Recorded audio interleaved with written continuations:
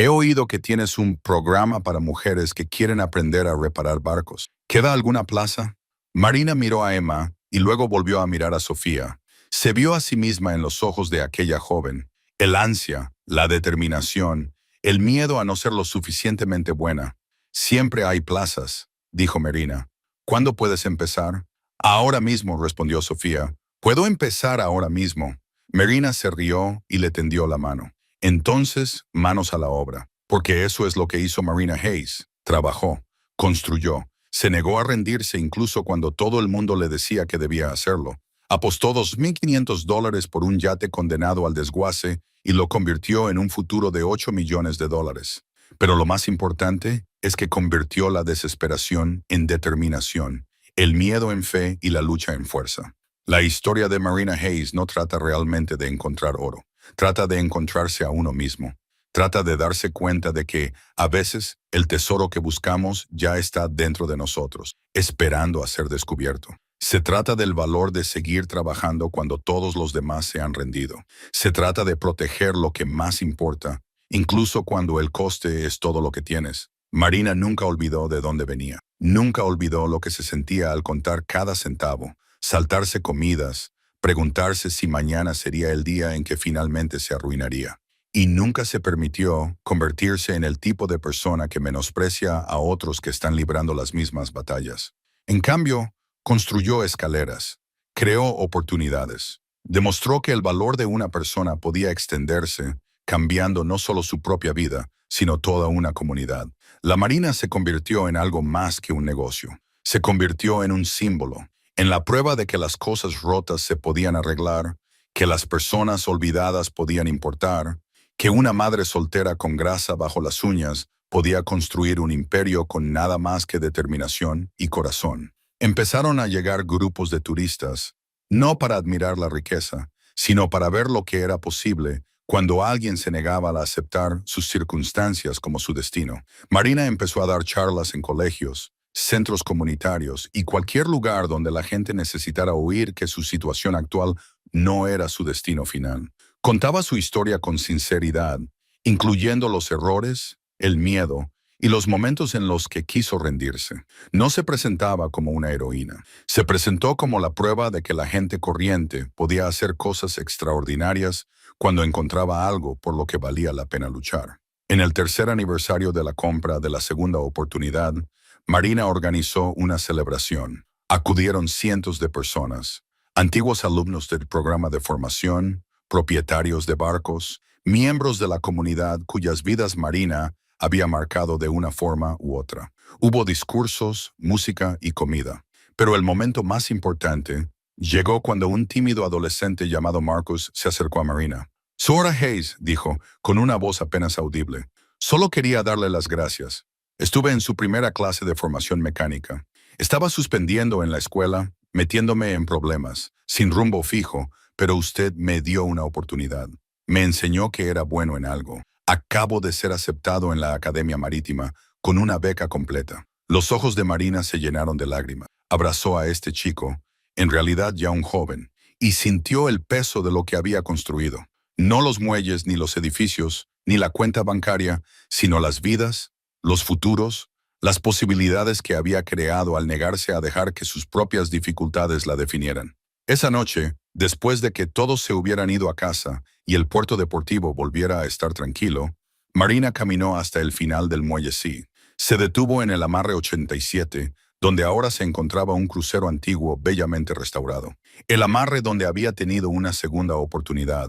El amarre donde su vida había cambiado para siempre. Pensó en la mujer que había sido 3 años atrás, desesperada, agotada, sin opciones. Pensó en el momento en que decidió gastar sus últimos $2.500 en un barco que todos decían que no valía nada. Pensó en cuando encontró ese compartimento secreto, en el miedo y la esperanza y la elección imposible a la que se había enfrentado. Y pensó en la mujer en la que se había convertido, no por el dinero, sino por el viaje. El momento en que decidió cooperar con el FBI en lugar de huir. El momento en que decidió testificar, a pesar de lo aterrador que era. El momento en que decidió invertir su recompensa, no solo en su propio futuro, sino en crear oportunidades para otros. Cualquiera puede encontrar un tesoro si está dispuesto a excavar lo suficiente, trabajar lo suficiente y creer que lo merece. Marina Hayes compró un yate en mal estado por $500 y encontró $255 millones en oro. Pero lo que realmente encontró fue a sí misma. Y al final, eso valía más que todo el oro del mundo. Porque para Marina, y para todos los que son lo suficientemente valientes como para perseguir su segunda oportunidad, el mayor descubrimiento no es lo que se encuentra en compartimentos ocultos o paredes secretas. Es lo que encuentras en tu propio corazón. Cuando te niegas a rendirte, cuando te mantienes firme ante el peligro, cuando proteges a tus seres queridos a cualquier precio.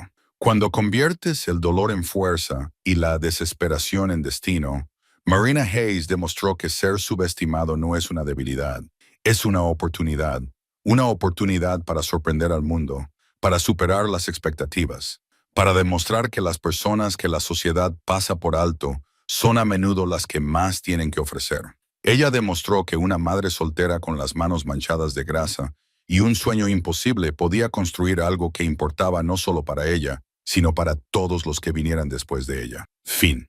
A continuación, 2 historias reales más increíbles que te inspirarán. Haz clic para seguir descubriendo con nosotros y no olvides suscribirte si crees que, a veces, los mayores tesoros se esconden en los lugares. 56 millones en oro podría recibir entre 5 y 15 millones. Marina se sentó con fuerza.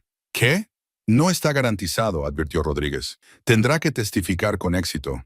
Es probable que los acusados impugnen la recompensa. Podría tardar años en resolverse, pero, señora Hayes, si todo sale según lo previsto, va a ser una mujer rica. Cuando colgó, Marina se quedó allí sentada, mirando fijamente a la pared.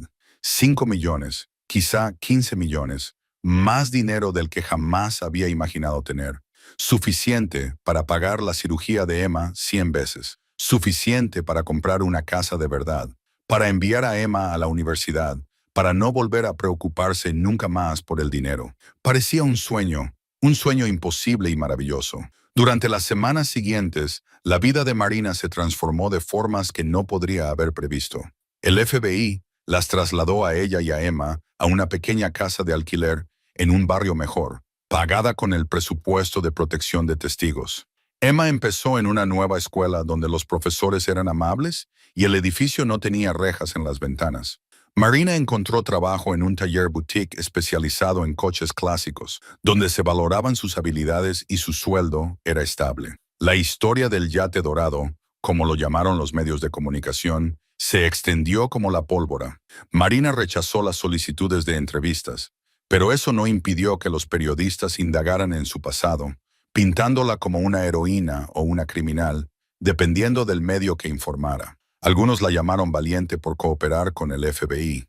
Otros cuestionaron por qué no había denunciado el oro inmediatamente. Marina lo ignoró todo. Se centró en Emma, en el trabajo, en construir una vida que le pareciera estable, aunque fuera temporal. 6 meses después, se sentó en un tribunal federal, vestida con su único traje elegante, y testificó contra David Price y otros 3 acusados relacionados con la organización Salazar. Los abogados defensores fueron brutales. Cuestionaron sus motivos, sugirieron que había formado parte de la operación de contrabando e insinuaron que ella misma había robado el oro. Pero Marina dijo la verdad con calma y claridad. Y cuando terminó, incluso el juez parecía impresionado. El jurado deliberó durante 2 días antes de emitir veredictos de culpabilidad por todos los cargos. David Price fue condenado a 25 años de prisión federal. Los demás recibieron sentencias similares. Mientras se los llevaban, David miró a Marina por última vez, pero ella no se inmutó. Hacía meses que había dejado de tenerle miedo. 3 meses después del juicio, la fiscal federal llamó a Marina a su oficina. Señora Hayes, me complace informarle de que se ha aprobado su indemnización como testigo. La cantidad es de $2.500.000. Marina no podía hablar. Se limitó a mirar la cifra escrita en el documento oficial. La fiscal se deslizó por el escritorio. Después de impuestos y tasas, obtendrá aproximadamente $8 millones. Continuó la fiscal. El dinero se transferirá a una cuenta a su nombre en un plazo de 30 días. $8 millones. Marina sintió que las lágrimas le corrían por la cara, pero esta vez no era por tristeza, sino por un alivio abrumador. La operación de Emma estaba programada para el mes siguiente y Marina ya podía permitirse pagarla con el seguro. Los médicos dijeron que le curaría el corazón por completo, le daría una vida normal, la oportunidad de correr, jugar y envejecer. Pero Marina no utilizó el dinero solo para sí misma. Recordó el puerto deportivo, a los propietarios de barcos que se habían burlado de ella, a la comunidad que la había descartado. Recordó lo que se sentía al ser rechazada, subestimada, olvidada. Compró el puerto deportivo Clearwater, toda la propiedad, los 200 amarres, en efectivo. El anterior propietario, al borde de la quiebra, casi lloró cuando ella le hizo la oferta. Marina renovó el lugar, arregló los muelles, mejoró la seguridad y creó espacios para los boers de clase trabajadora que no podían permitirse los lujosos clubes náuticos. Reservó 2 amarres específicamente para mujeres que aprendían mecánica naval, ofreciendo formación gratuita a través de un programa que estableció en colaboración con la universidad local. Contrató a Rachel como gerente del puerto deportivo, dándole a su amiga un salario que finalmente reflejaba sus habilidades y la segunda oportunidad, su barco, el que había iniciado todo. El FBI lo devolvió una vez concluido el juicio. Marina terminó la restauración, volcando amor y trabajo en cada centímetro. Cuando estuvo listo, reluciente, hermoso y funcionando a la perfección, lo donó a una organización sin ánimo de lucro que enseñaba oficios marítimos a jóvenes en riesgo, que le diera a otra persona una segunda oportunidad. La transformación del puerto deportivo de Clearwater se convirtió en una historia en sí misma. Lo que antes era una instalación deteriorada donde gente desesperada aparcaba barcos olvidados, se convirtió en un próspero centro comunitario. Marina no solo arregló la infraestructura física, reconstruyó la cultura. Creó programas de mentoría en los que los boers experimentados enseñaban a los recién llegados. Estableció fondos de becas para los jóvenes que querían seguir una carrera marítima, pero no podían permitirse la formación. Contrató a mecánicos que habían sido rechazados por otros talleres porque no encajaban en el molde. Mujeres, minorías, personas con antecedentes penales que merecían una segunda oportunidad. Les pagaba bien, les trataba con respeto y veía cómo florecían gracias al simple regalo de sentirse valorados. La mujer que antes contaba cada centavo en la tienda de comestibles, ahora se encontraba firmando cheques por valor de miles de dólares para ayudar a familias en crisis. Cuando se enteró de que un padre soltero luchaba por conservar su barco, en el que vivía con sus 2 hijos, pagó discretamente sus cuotas de amarre durante un año. Cuando un veterano jubilado necesitó una reparación en el motor que no podía pagar, el taller de Marina se la hizo gratis. Se corrió la voz. Gente de toda Florida acudió a ver el puerto deportivo que había construido la mujer del yate dorado. Llegaron esperando algo lujoso, algo llamativo. En cambio, encontraron un lugar que les hacía sentir como en casa. Un lugar donde tu pasado no te definía. Un lugar donde el trabajo duro importaba más que el pedigrí. Emma prosperó de una manera que Marina solo había soñado. Después de la cirugía, la energía de su hija parecía ilimitada. Se unió al equipo de natación de su nueva escuela. Hacía amigos fácilmente. Su calidez natural atraía a la gente hacia ella. Comenzó un blog sobre biología marina, en el que publicaba dibujos y datos sobre delfines y ballenas que investigaba en la biblioteca. Un sábado por la tarde, casi 2 años después de encontrar el oro, Emma acudió a Marina con una petición. «Mamá, hay una niña en mi clase que se llama Jade. Su madre trabaja muy duro, pero no tienen mucho dinero. Jade me ha dicho que nunca ha subido a un barco. ¿Podemos llevarla a dar un paseo en uno de los barcos de Marina?» Marina miró a su hija y vio la compasión en sus ojos, la misma compasión que una vez había sentido por Marina. «Por supuesto que podemos, cariño. Invítala a ella y a su madre este fin de semana». Ese sábado, Marina llevó a Jade, a su madre y a Emma, a dar un paseo en un pequeño crucero de la flota de enseñanza de Marina. La madre de Jade, una mujer llamada Teresa, que tenía 2 trabajos como empleada de limpieza en un hotel, estaba nerviosa al principio. «Nunca he hecho esto antes», admitió. «Ni siquiera he subido a un barco». «Yo tampoco hasta los 16 años», dijo Marina. «Mi padre me enseñó. Ahora te estoy enseñando a ti». Pasaron la tarde en el agua. El sol calentaba sus rostros y el viento traía el olor a sal y libertad. Marina le enseñó a Teresa los fundamentos del manejo de un barco. Dejó que tomara el timón. Observó cómo su rostro se iluminaba de alegría y sorpresa ante su propia capacidad. Chad y Emma se sentaron en la proa, con las piernas colgando por la borda, riéndose de algo que solo ellas encontraban gracioso. Cuando regresaban al puerto deportivo, Teresa apartó a Marina. Gracias, dijo, con la voz cargada de emoción. No tenías por qué hacerlo. Ni siquiera nos conoces. Sé lo que es sentirse atrapada, dijo Marina. Sentir que el mundo sigue adelante y tú solo intentas sobrevivir. Alguien me dio una oportunidad una vez. De hecho, mucha gente me dio oportunidades. Solo estoy devolviendo el favor. Teresa se secó los ojos. Jade me contó tu historia, lo del oro y todo lo demás. Podrías haberte mudado, haberte ido a algún lugar elegante. ¿Por qué te quedaste aquí? Marina miró a su alrededor, al puerto deportivo, a los barcos que se balanceaban suavemente en sus amarres, a la gente que trabajaba en los motores y fregaba las cubiertas y vivía su vida. Porque aquí es donde debo estar. Aquí es donde aprendí de qué estoy hecha. ¿Por qué iba a irme? Un año después de encontrar el oro, Marina estaba de pie en el muelle de su puerto deportivo, contemplando la puesta de sol sobre el puerto. Emma estaba a su lado, ahora sana, con el corazón fuerte y las mejillas rosadas de vida. Se habían mudado a una casa de verdad, con jardín y columpio en el porche. Emma tenía amigos en el colegio, aficiones, esperanza. «Mamá», preguntó Emma, ¿alguna vez piensas en el oro? Marina sonrió. A veces, pero ¿sabes qué? El oro no nos salvó, cariño. Nos salvamos nosotras mismas. El oro solo nos ayudó a llegar a donde ya merecíamos estar. Una mujer caminaba por el muelle, joven, tal vez de unos 25 años, llevando una caja de herramientas. Parecía nerviosa, insegura. Marina reconoció esa mirada. Ella misma la había tenido no hacía mucho tiempo. «Disculpe», dijo la mujer. «Busco a Marina Hayes. He oído que ella dirige este lugar». «Esa soy yo. Me llamo Sofía. Soy mecánica». Mirar a su alrededor en busca de señales de los agentes que se suponía que la protegían. David continuó, haciendo un gesto a sus socios. «Muéstranos dónde está». Marina dudó. El plan era hacer hablar primero a David, reunir pruebas antes de revelar la ubicación del oro. Pero con 4 hombres rodeándola y la situación ya fuera de control, no tenía muchas opciones. Sala de máquinas. Hay un compartimento oculto detrás de la pared de estribor. 2 de los hombres de David bajaron a la sala de máquinas, mientras que David y el tercer hombre se quedaron en cubierta con Marina. Ella podía oírlos moverse abajo, el sonido de la cinta adhesiva al ser arrancada, el panel al ser retirado, y luego un silbido bajo.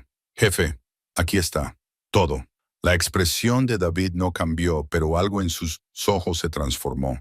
Alivio tal vez, o codicia. Empezad a subirlo, cargadlo en las maletas. Los hombres trabajaron con eficiencia, pasando los lingotes de oro desde la sala de máquinas y metiéndolos en maletas de aluminio resistentes que habían traído consigo. Marina observaba. Cada lingote representaba una esperanza destruida, un futuro perdido, pero se obligó a concentrarse. Necesitaba que David hablara. Necesitaba dar al FBI algo que pudieran utilizar.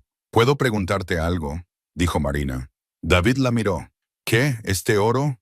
No es realmente del negocio de tu padre, ¿verdad?». Se rió. «¿Importa? Tengo curiosidad. Investigué el historial de Malcolm. Encontré artículos sobre operaciones de contrabando de oro a principios de la década de 2000. ¿Malcolm estaba involucrado con el cártel de Salazar?». La expresión de David se endureció. «Has estado muy ocupada. Demasiado ocupada para tu propio bien. Solo quiero entender lo que he descubierto. ¿De qué se trata realmente?». «Bien, ¿quieres la verdad?». David se acercó a ella y bajó la voz.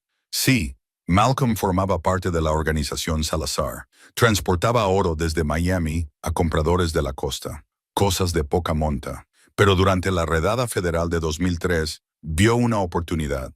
Cargó este barco con oro que pertenecía a Víctor Salazar y desapareció. Víctor pasó años buscándolo, pero Malcolm pasó a la clandestinidad. Cambió de nombre y vivió en este barco como un ermitaño. Cuando la gente de Víctor lo localizó en 2015, Malcolm sufrió un infarto y murió antes de que pudieran hacerle hablar. Marina sintió el cable presionando contra su piel. Esa era la confesión que Rodríguez necesitaba. Así que el oro pertenece a Víctor Salazar. Técnicamente sí, pero Víctor está en prisión y su organización está fracturada. Pensé que si encontraba el oro, podría negociar, utilizarlo como moneda de cambio para comprar lo que queda de la operación, que vale más que el oro en sí. Poder, conexiones, protección. ¿Y yo qué? ¿Qué pasará conmigo después de que te lleves el oro? La sonrisa de David era fría. Se suponía que nunca lo encontrarías. Se suponía que ibas a renunciar a este barco como todos los demás, pero no lo hiciste. Seguiste investigando, seguiste trabajando y ahora sabes demasiado. Así que me temo que tu historia termina aquí, Marina. Esa noche, en ese barco, sacó una pistola de su chaqueta, un pequeño revólver que brillaba bajo las luces del puerto deportivo. Lo siento, pareces una persona decente, pero los negocios son los negocios. Necesito aire fresco, dijo Marina. La palabra del pánico. Su voz se elevó con verdadero miedo. David frunció el ceño. ¿Qué? Necesito aire fresco. No puedo respirar. Necesito... De repente, la noche estalló en luz y sonido. Los focos de los barcos cercanos se encendieron, iluminando a David y a sus hombres con un resplandor blanco y deslumbrante. Se oyeron voces a través de megáfonos. FBI, suelten sus armas, manos a la vista. David se giró, levantando su arma, pero no llegó a disparar. Agentes con equipo táctico invadieron el barco desde 3 direcciones, moviéndose con precisión. David cayó al suelo, derribado por 2 agentes, y su arma cayó ruidosamente sobre la cubierta. Sus compañeros intentaron huir, pero no tenían a dónde ir. En cuestión de segundos, los 4 hombres estaban en el suelo, con las manos atadas a la espalda con bridas. Rodríguez apareció junto a Marina, con su propia arma desenfundada. ¿Estás bien? Marina no podía hablar. Asintió con la cabeza, con todo el cuerpo temblando por la adrenalina. Se había acabado. Se había acabado de verdad. Había sobrevivido. Las siguientes horas fueron un caos de actividad. Llegaron más agentes del FBI junto con técnicos forenses que lo fotografiaron todo, documentaron el oro y entrevistaron a Marina una y otra vez. David y sus hombres fueron trasladados en vehículos separados, gritando amenazas y blasfemias que resonaban en todo el puerto deportivo. Marina se sentó en la parte trasera de una furgoneta del FBI, envuelta en una manta que alguien le había dado, observándolo todo como si fuera una película de la que ella no formaba parte. Tom apareció a su lado en algún momento y le ofreció un café. Lo has hecho bien, muy bien. A mí casi me matan, pero tú no. Mantuviste la calma, conseguiste la confesión, y ahora estos tipos van a pasar mucho tiempo entre rejas. Rodríguez se acercó. Con el teléfono pegado a la oreja, asentía a todo lo que le decían. Cuando colgó, miró a Marina con una expresión que decía: respeto, has hecho un trabajo excelente. David habló en la grabación. Confesó múltiples delitos federales, se vinculó a la organización Salazar e incriminó al menos a otras 6 personas que hemos estado investigando. Esto es muy importante. Señora Hayes nos ha ayudado más de lo que cree. ¿Qué pasa ahora? Ahora procesamos las pruebas, preparamos el caso y nos preparamos para el juicio. Probablemente tendrá que testificar dentro de unos 6 meses. Hasta entonces, la mantendremos a usted y a Emma bajo protección. Tenemos una casa segura preparada. Marina abrió mucho los ojos. No puedo desaparecer así como así.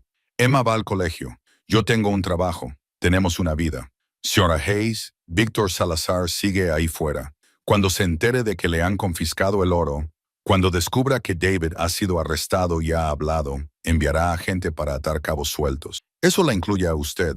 Lo más seguro es reubicarse temporalmente. ¿Durante cuánto tiempo? Rodríguez dudó. Podrían ser 6 meses o más. Depende de lo rápido que avance el caso. Marina sintió que su vida se desmoronaba de nuevo, reconstruida a partir de los escombros, solo para derrumbarse una vez más. No puedo.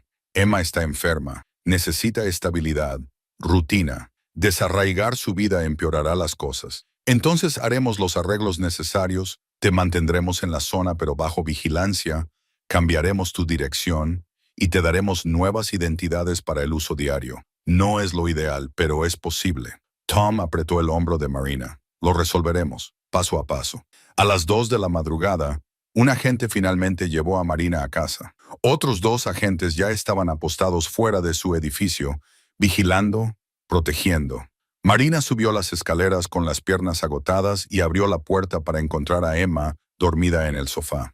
La niñera adolescente dormitaba en la silla. Marina le pagó, la envió a casa y luego llevó a Emma a la cama sin despertarla. Se quedó en la puerta de su pequeña habitación, observando a su hija dormir, y sintió todo el peso de la situación caer sobre ella. Había perdido el oro, había perdido el barco, que ahora era una prueba en un caso federal. Había perdido la oportunidad de pagar la operación de Emma. Lo único que había ganado era peligro, amenazas y la aterradora certeza de que había gente que las quería muertas. Marina se deslizó hasta el suelo, con la espalda contra la pared, y finalmente se dejó llorar. Sus sollozos silenciosos sacudían todo su cuerpo. Lo había intentado con todas sus fuerzas. Había trabajado muy duro y había fracasado. Pero entonces Emma se movió, dando vueltas en la cama y abriendo ligeramente los ojos. «Mamá». Marina se secó rápidamente la cara. «Estoy aquí, cariño. Vuelve a dormirte. ¿Estás triste?» «Un poco, pero estoy bien». Emma se incorporó, frotándose los ojos. «¿Se ha vuelto a romper el barco?» Marina casi se echó a reír. «Algo así». Emma se bajó de la cama y rodeó con los brazos el cuello de Marina. «No pasa nada, mamá. Tú puedes arreglarlo. Tú puedes arreglar cualquier cosa». Marina abrazó a su hija con fuerza, respirando el aroma de su cabello, sintiendo el latido constante de su corazón. Y en ese momento, sentada en el suelo de su pequeño apartamento a las 2 de la madrugada, Marina se dio cuenta de algo. Emma tenía razón. Quizás no en lo de arreglar el barco, pero sí en algo más importante. Marina había pasado semanas obsesionada con el dinero, con el oro, con encontrar una solución mágica a sus problemas. Pero la verdadera solución había estado con ella todo el tiempo. Su fuerza, su resistencia, su negativa a rendirse. El oro había desaparecido, pero ella seguía allí. Emma seguía allí. Estaban vivas, estaban juntas, y eso significaba que aún tenían una oportunidad. A la mañana siguiente, el agente Rodríguez llamó con noticias inesperadas. Señora Hayes quería ponerla al día sobre el caso. Basándose en la confesión de David Price y en el oro que recuperamos, el fiscal federal va a presentar cargos contra varias personas de la organización Salazar. Es el mayor avance que hemos tenido en años. Eso es bueno, dijo Marina, aunque no sentía alegría alguna. Y el oro ha sido incautado como prueba. Sin embargo, hay algo que debes saber.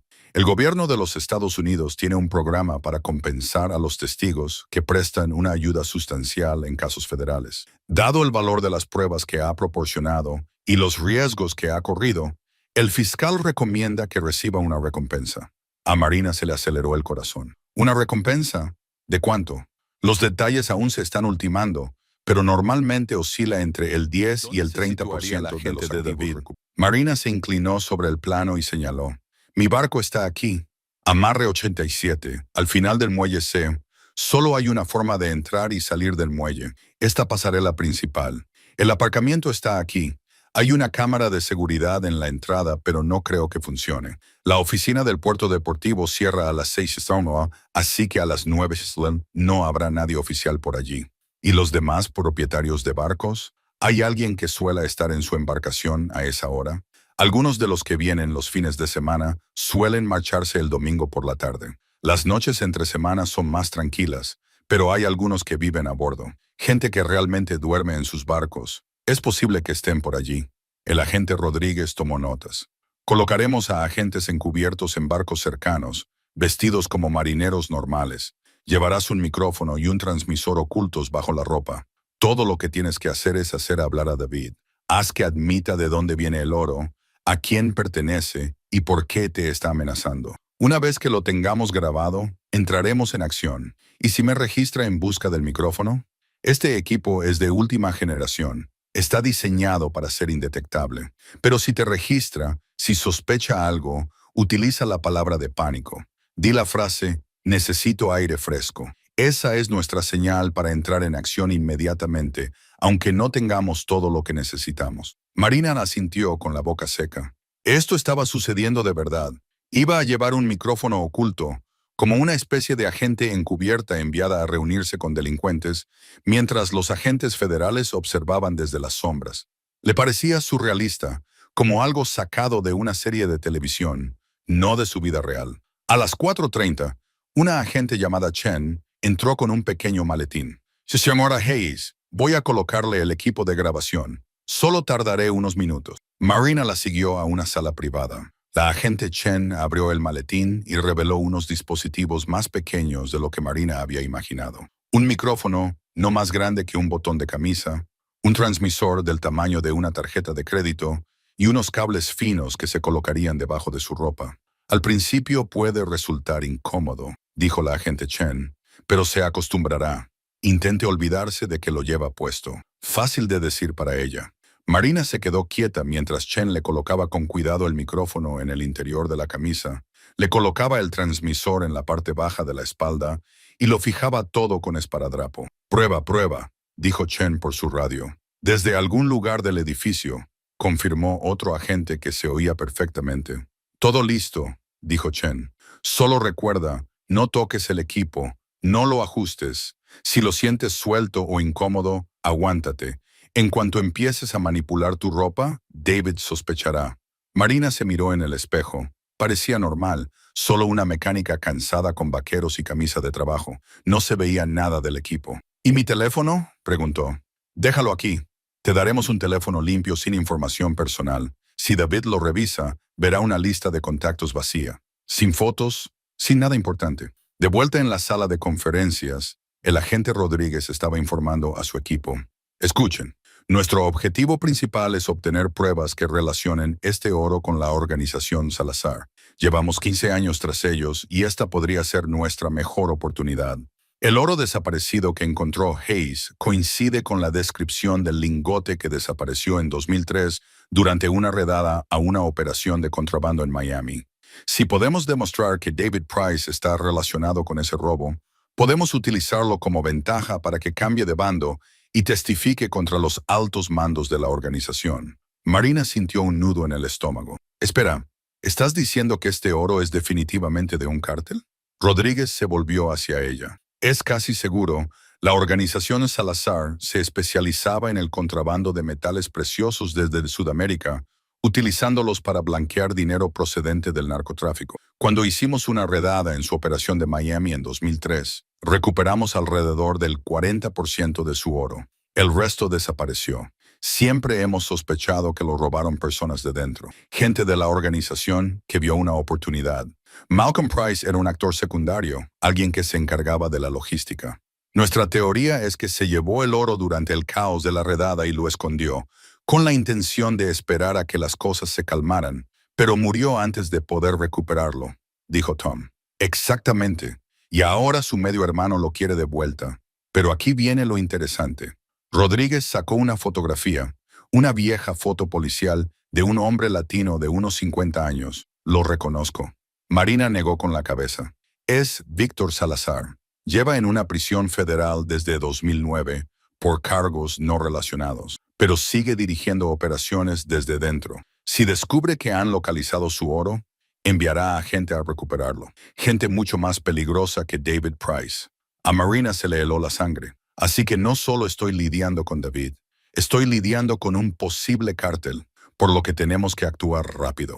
Esta noche detendremos a David, le haremos hablar y utilizaremos lo que nos diga para construir un caso antes de que la gente de Salazar se involucre. El peso de la situación presionaba a Marina como una fuerza física. Había pensado que encontrar el oro era su salvación. En cambio, les había colocado a ella y a Emma directamente en la mira de una de las organizaciones criminales más peligrosas del país. ¿Y mi hija? La voz de Marina se quebró. Si esta gente se entera de ella, ya hemos enviado agentes para vigilar su apartamento. Rodríguez dijo con firmeza. Emma está a salvo, se lo prometo. Después de esta noche, las trasladaremos a ambas a un lugar seguro hasta que esto se resuelva. Marina quería creerla. Quería confiar en que el FBI podría protegerlas, pero era difícil confiar cuando todo tu mundo se había puesto patas arriba en cuestión de semanas. A las 600, Rodríguez pidió un descanso.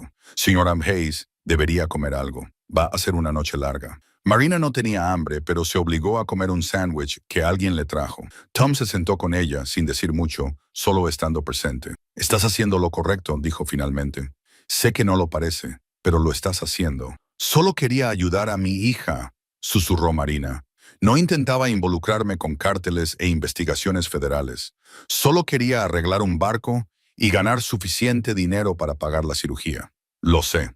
Y nos aseguraremos de que eso suceda. Una vez que esto termine, una vez que hayas testificado y ayudado al FBI, hay programas, fondos de compensación para víctimas, recompensas para denunciantes. No te irás con las manos vacías. Marina se rió con amargura. Ya no me importa el dinero, solo quiero que Emma esté a salvo. A las 7:30 el equipo comenzó a prepararse para salir. 3 agentes se colocarían en barcos cerca del amarre de Marina. Otros 2 estarían en una furgoneta de vigilancia en el aparcamiento. La propia Rodríguez estaría en un pequeño velero 2 amarres más allá, lo suficientemente cerca como para intervenir si fuera necesario. Tom se quedaría en el centro de mando, supervisando todo de forma remota. «Recuerda», dijo Rodríguez, comprobando por última vez el micrófono de Marina, «necesitamos que David se incrimine. Hazle preguntas. ¿De dónde viene el oro? ¿Cuánto tiempo lleva buscándolo? ¿Quién más lo sabe? Cuanto más hable, más información tendremos». Marina asintió. Le volvían a temblar las manos. Rodríguez se dio cuenta. «Todo irá bien. Hacemos esto todo el tiempo. Mantén la calma. Actúa con naturalidad y confía en que te cubrimos las espaldas». A las 8:15, Marina condujo sola hasta el puerto deportivo, seguida a distancia por un vehículo camuflado del FBI. El sol se había puesto y el aparcamiento estaba tenuemente iluminado por las parpadeantes farolas. Marina aparcó en su sitio habitual, cogió la caja de herramientas vacía que había traído como atrezo y caminó hacia el muelle. Sus pasos resonaban en las tablas de madera. Los barcos a su alrededor estaban a oscuras y en silencio. Podía oír el agua golpeando contra los cascos, el sonido lejano del tráfico en la carretera principal, los latidos de su propio corazón retumbando en sus oídos. Cuando llegó al muelle 87, dejó la caja de herramientas y esperó. Las 9 llegaron y pasaron. No, David. Marina se quedó de pie en la cubierta de su barco, tratando de parecer relajada, tratando de no tocar el cable escondido bajo su camisa. 9:15, 9:30. ¿Dónde estaba? Entonces oyó pasos, varios pasos. Marina se giró y vio no solo a David, sino a 4 hombres caminando por el muelle hacia ella. David iba delante, con la misma chaqueta cortavientos de antes. Detrás de él iban otros 3. Todos ellos eran corpulentos. Todos se movían con la confianza despreocupada de quienes saben cómo hacer daño a los demás. El pulso de Marina se aceleró. Ese no era el plan. Se suponía que David vendría solo o con un compañero. 4 hombres significaba que iba en serio. Significaba que estaba preparado para los problemas. Se presionó la mano contra el pecho, sintiendo el cable debajo, esperando que el FBI estuviera escuchando, esperando que estuvieran preparados. «Marina», dijo David, subiendo al barco sin invitación. «Espero que hayas tomado la decisión correcta. Estoy aquí, ¿no?» Marina intentó mantener la voz firme. «Sí, pero también llegas tarde», dije. 9 a.m. Llevo aquí desde las 8:45. Tú eres la que llega tarde», sonrió David. «Tenía que asegurarme de que no planeabas ninguna estupidez. Mis socios han peinado la zona. Estamos solos, sin policía, sin testigos, solo nosotros y mucho oro». A Marina se le encogió el corazón. Si los hombres de David habían peinado la zona, ¿habrían visto a los agentes del FBI? Rodríguez y su equipo, descrito como un operador de nivel medio en una red de tráfico más grande, había sido arrestado en 2004, pero liberado por falta de pruebas. Su última dirección conocida era en Tampa. Marina buscó a Víctor Salazar y Malcolm Price juntos. No encontró nada, pero tenía una corazonada. ¿Y si Malcolm no solo le había robado a su hermano? ¿Y si le había robado a la propia red de tráfico? ¿Y si hubiera formado parte de la operación y se hubiera llevado el oro que pertenecía al cártel? Si eso era cierto, si ese oro había pertenecido originalmente al cártel, entonces David no era la única persona que lo buscaba. Podría haber otros más peligrosos que David que quisieran recuperarlo. Marina se sintió mal. Pensaba que estaba luchando contra un hombre y sus socios, pero podría estar metida en algo mucho más grande, mucho más peligroso. Necesitaba ayuda, ayuda de verdad. No Rachel, que estaba fuera de su alcance, ni la policía, que la arrestaría. Necesitaba a alguien que entendiera este mundo, que pudiera navegar por las zonas grises, que pudiera protegerla. Marina sacó su teléfono y se desplazó por sus contactos. Había una persona, tal vez Tom Winters, un investigador privado que había conocido años atrás en el puerto. Él había estado investigando un fraude de seguros y Marina le había ayudado a comprender un sabotaje mecánico en un barco. Habían mantenido el contacto, intercambiado tarjetas de Navidad, ese tipo de relación esporádica que se olvida hasta que se necesita desesperadamente. Encontró su número y lo llamó. Sonó 4 veces antes de que contestara. Tom Winters. Tom, soy Marina Hayes. Nos conocimos hace unos 7 años en el puerto de Clearwater. Tú estabas investigando. Marina, claro, la mecánica. Lo recuerdo. ¿En qué puedo ayudarte? Necesito ayuda. Estoy en problemas. Un problema grave. Y no sé a quién más llamar. Hubo una pausa. ¿Qué tipo de problema?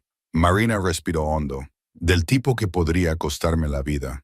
¿Podemos vernos en algún lugar público? Otra pausa. Hay una cafetería en Cleveland Street, The Daily Grind. Reúnete conmigo allí en 30 minutos. Marina condujo hasta la cafetería, mirando constantemente por los retrovisores.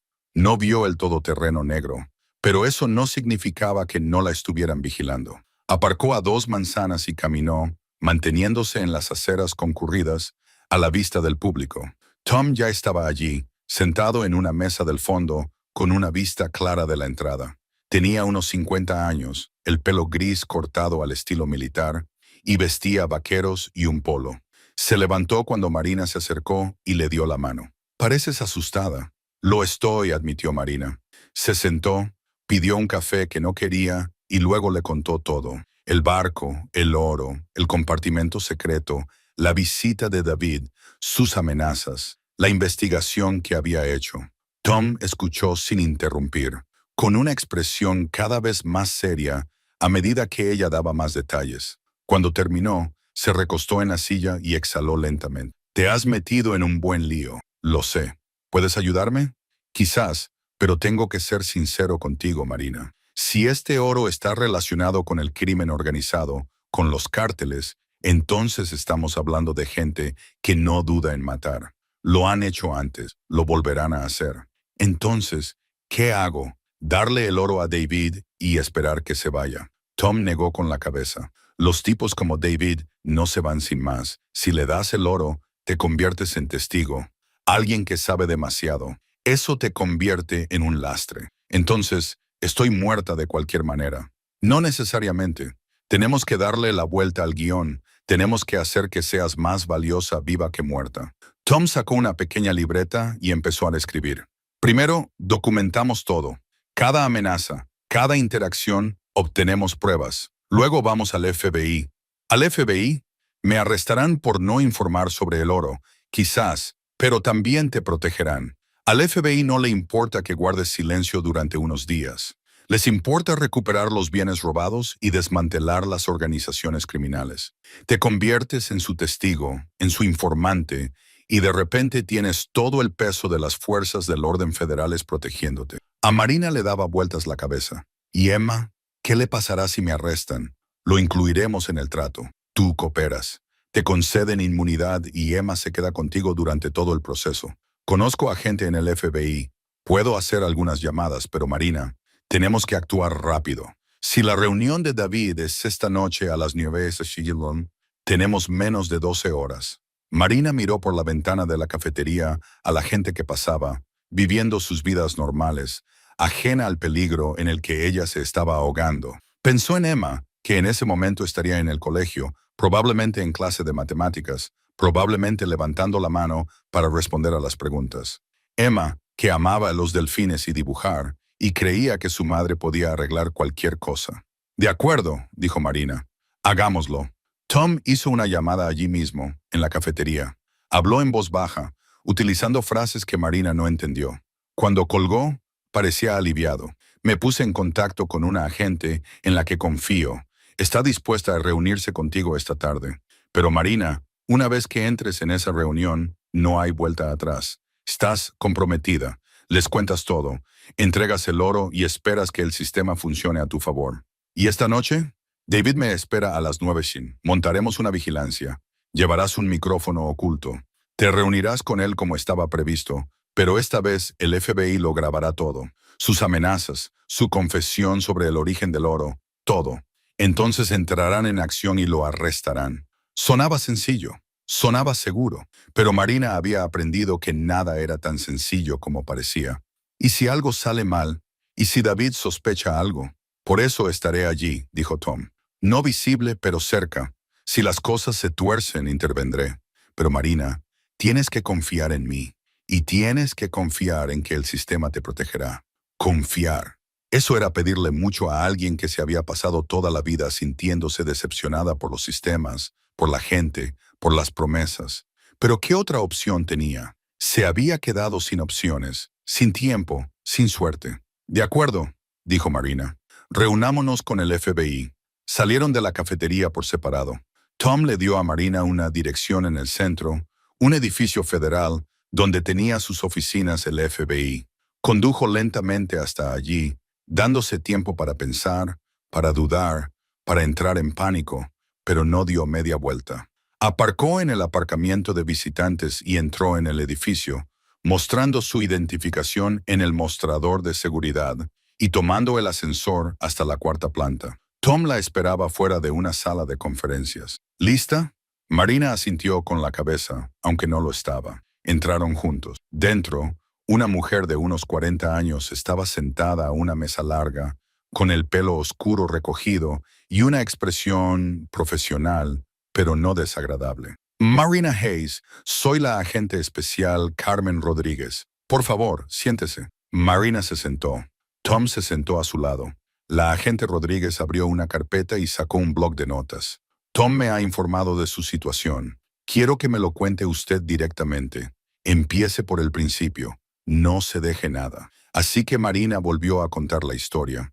La compra del barco, la reconstrucción del motor, el descubrimiento del compartimento secreto, los lingotes de oro, la visita de David, sus amenazas.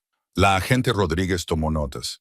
Hizo preguntas para aclarar algunos puntos, pero sobre todo se limitó a escuchar. Cuando Marina terminó, la agente dejó el bolígrafo y la miró directamente a los ojos. Señora Hayes, ha cometido varios delitos federales. No denunciar la propiedad encontrada, posible posesión de bienes robados, evasión fiscal. En circunstancias normales, se enfrentaría a graves cargos.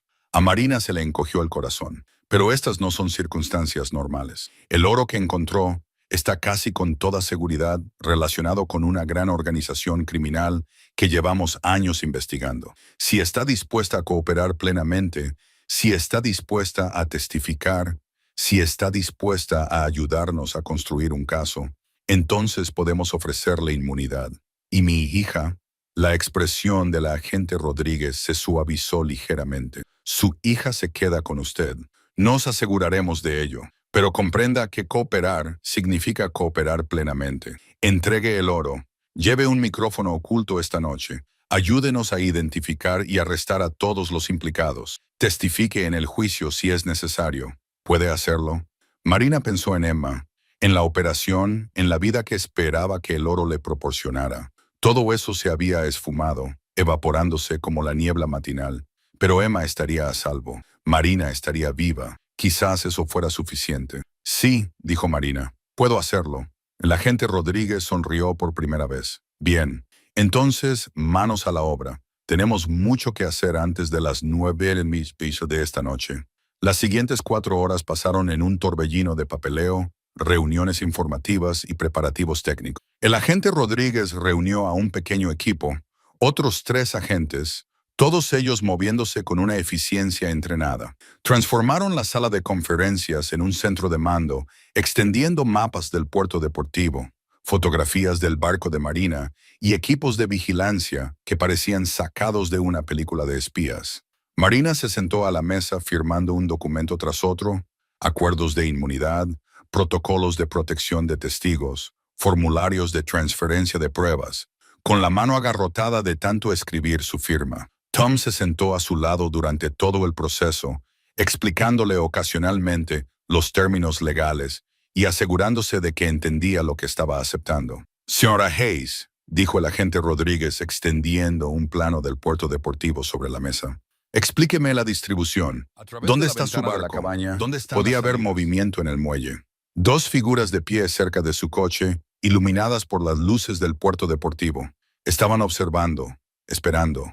«¿Has traído refuerzos?», dijo Marina en voz baja. David miró por la ventana. «Un seguro por si decidías ponerte difícil, pero prefiero resolver esto de forma pacífica. $10,000, Marina. Es más de lo que pagaste por el barco. Cógelos y vete. Y si no lo haces, mis socios y yo nos llevaremos el oro de todos modos y tú no obtendrás nada. Además, tendrás el placer añadido de explicar a la policía cómo no denunciaste el hallazgo de millones en propiedad robada. Por cierto, eso es un delito, aunque no supieras que era robado. La ley te obliga a denunciar los objetos de valor encontrados que superen una determinada cantidad. Podrías perder la custodia de tu hija por algo así». Marina sintió cómo se le helaba la sangre. ¿Perder a Emma? Esa era una amenaza que le dolía más que cualquier tipo de violencia. Pensó en su hija en casa, probablemente haciendo los deberes, probablemente tarareando para sí misma, como siempre hacía cuando se concentraba. Emma, que confiaba en que su madre la protegiera, la mantuviera a salvo. «Necesito tiempo para pensar», dijo Marina. «Tienes hasta mañana por la noche», respondió David. «A las 9. Nos veremos aquí con el dinero. Tú me entregas el oro, yo te entrego el dinero, y cada uno sigue su camino. Nadie saldrá herido, nadie irá a la cárcel». Se dirigió hacia la puerta y se detuvo en el umbral. «No hagas ninguna tontería, Marina. No intentes mover el oro, no llames a la policía, no le cuentes a nadie esta conversación. Mi gente está vigilando, estarán vigilando hasta que esto termine». Luego se fue, con sus pasos resonando en el muelle. Marina corrió hacia la ventana y lo vio unirse a las dos figuras cerca de su coche. Hablaron brevemente. Luego los tres se alejaron en la oscuridad. Ella estaba sola de nuevo, pero nunca se había sentido menos segura. Marina cerró la puerta de la cabaña y se sentó, con las piernas demasiado débiles para sostenerla. Su teléfono vibró en su bolsillo. Un mensaje de la niñera. «Emma pregunta cuándo llegarás a casa. ¿Va todo bien?». Las manos de Marina temblaban mientras respondía. «Estoy de camino. 20 minutos». No podía quedarse allí. Tenía que ir a ver a Emma. Tenía que asegurarse de que su hija estaba a salvo. Marina cogió su caja de herramientas y salió corriendo del barco. Prácticamente corrió por el muelle hasta su coche. Cada sombra la hacía sobresaltarse. Cada sonido le aceleraba el corazón. Condujo a casa 5 millas por encima del límite de velocidad, mirando constantemente por el retrovisor, convencida de que la seguían. El apartamento nunca le había parecido tan acogedor. Marina pagó a la niñera, comprobó 2 veces todas las cerraduras y luego fue a la habitación de Emma. Su hija estaba en la cama leyendo un libro sobre delfines. «Mamá, ¿ya estás en casa?». Marina se sentó en el borde de la cama y abrazó a Emma con fuerza, respirando el aroma de su champú y sintiendo el calor de su pequeño cuerpo. «Hola, cariño. Siento llegar tarde». «No pasa nada, Sara. Déjame quedarme despierta media hora más». Emma se apartó y miró a su madre a la cara. «Mamá, ¿por qué lloras?». Marina no se había dado cuenta de que lo estaba haciendo. Se secó los ojos rápidamente. «Solo estoy cansada, cariño. Ha sido un día largo. ¿Ya está casi arreglado el barco?». «¿Casi?». Marina mintió. «Solo quedan unas pocas cosas por hacer». Arropó a Emma, apagó la luz y se quedó un buen rato en la puerta, observando cómo el pecho de su hija subía y bajaba con cada respiración. Ese ritmo constante, esa prueba de vida, era lo único que importaba. Todo lo demás, el oro, el barco, las amenazas de David, era secundario comparado con mantener a Emma a salvo. Marina fue al salón y empezó a dar vueltas. Tenía menos de 24 horas para decidir. $10,000 no cubrirían ni una cuarta parte de los gastos médicos de Emma. Pero luchar contra David significaba arriesgarlo todo. Él tenía razón sobre las implicaciones legales. Debería haber denunciado el oro inmediatamente. Al guardar silencio, aunque solo fuera por un día, se había vuelto vulnerable. Pensó en llamar a Rachel, pero ¿qué podía hacer Rachel? Marina ya había ignorado su consejo de denunciar el oro. Pensó en llamar a un abogado, pero no podía permitírselo, y explicar la situación solo la metería en más problemas. Estaba atrapada entre su necesidad desesperada y la peligrosa realidad en la que se había metido. A las 3:00 de la madrugada, incapaz de dormir, Marina abrió su ordenador portátil y empezó a investigar. Buscó el nombre del padre de David, pero David no lo había mencionado. Buscó empresas de metales preciosos en Florida que hubieran cerrado en 2003. Aparecieron docenas de resultados. Buscó a Malcolm Price más a fondo, más allá de la necrológica. Fue entonces cuando lo encontró. Un artículo de periódico de 2006 enterrado en los archivos del Tampa Bay Times. Hombre local interrogado por operación de contrabando de oro. El artículo era breve, pero mencionaba a Malcolm Price como persona de interés en una investigación federal sobre tráfico ilegal de metales preciosos. Al parecer, la investigación no había llegado a ninguna parte. Nunca se presentaron cargos, pero confirmaba la historia de David, al menos en parte. Marina siguió investigando. Encontró más artículos, más piezas del rompecabezas. A finales de los años 90 y principios de los 2000, se había producido un aumento del comercio ilegal de oro en Florida.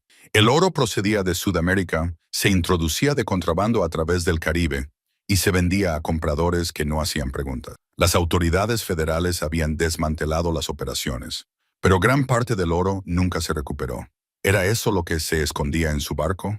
Oro manchado de sangre, oro de contrabando, oro relacionado con cárteles y delincuentes. La idea le revolvió el estómago a Marina. Había estado tan centrada en el dinero, en lo que podría hacer por Emma, que no había considerado del todo el peligro.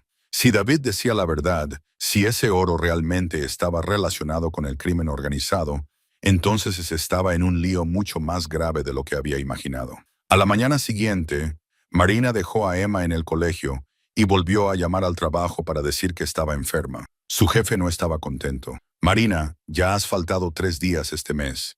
Necesito gente de confianza. Lo sé. Lo siento. Volveré mañana. Lo prometo. Colgó antes de que él pudiera discutir. El mañana no importaba si no sobrevivía al día de hoy. Marina condujo hasta el puerto deportivo, pero no fue a su barco. En lugar de eso, aparcó al otro lado de la calle, en una gasolinera, y se quedó observando. Se sentó allí durante 2 horas bebiendo café malo y observando a Doc a través de unos prismáticos que había pedido prestados en el taller de reparaciones.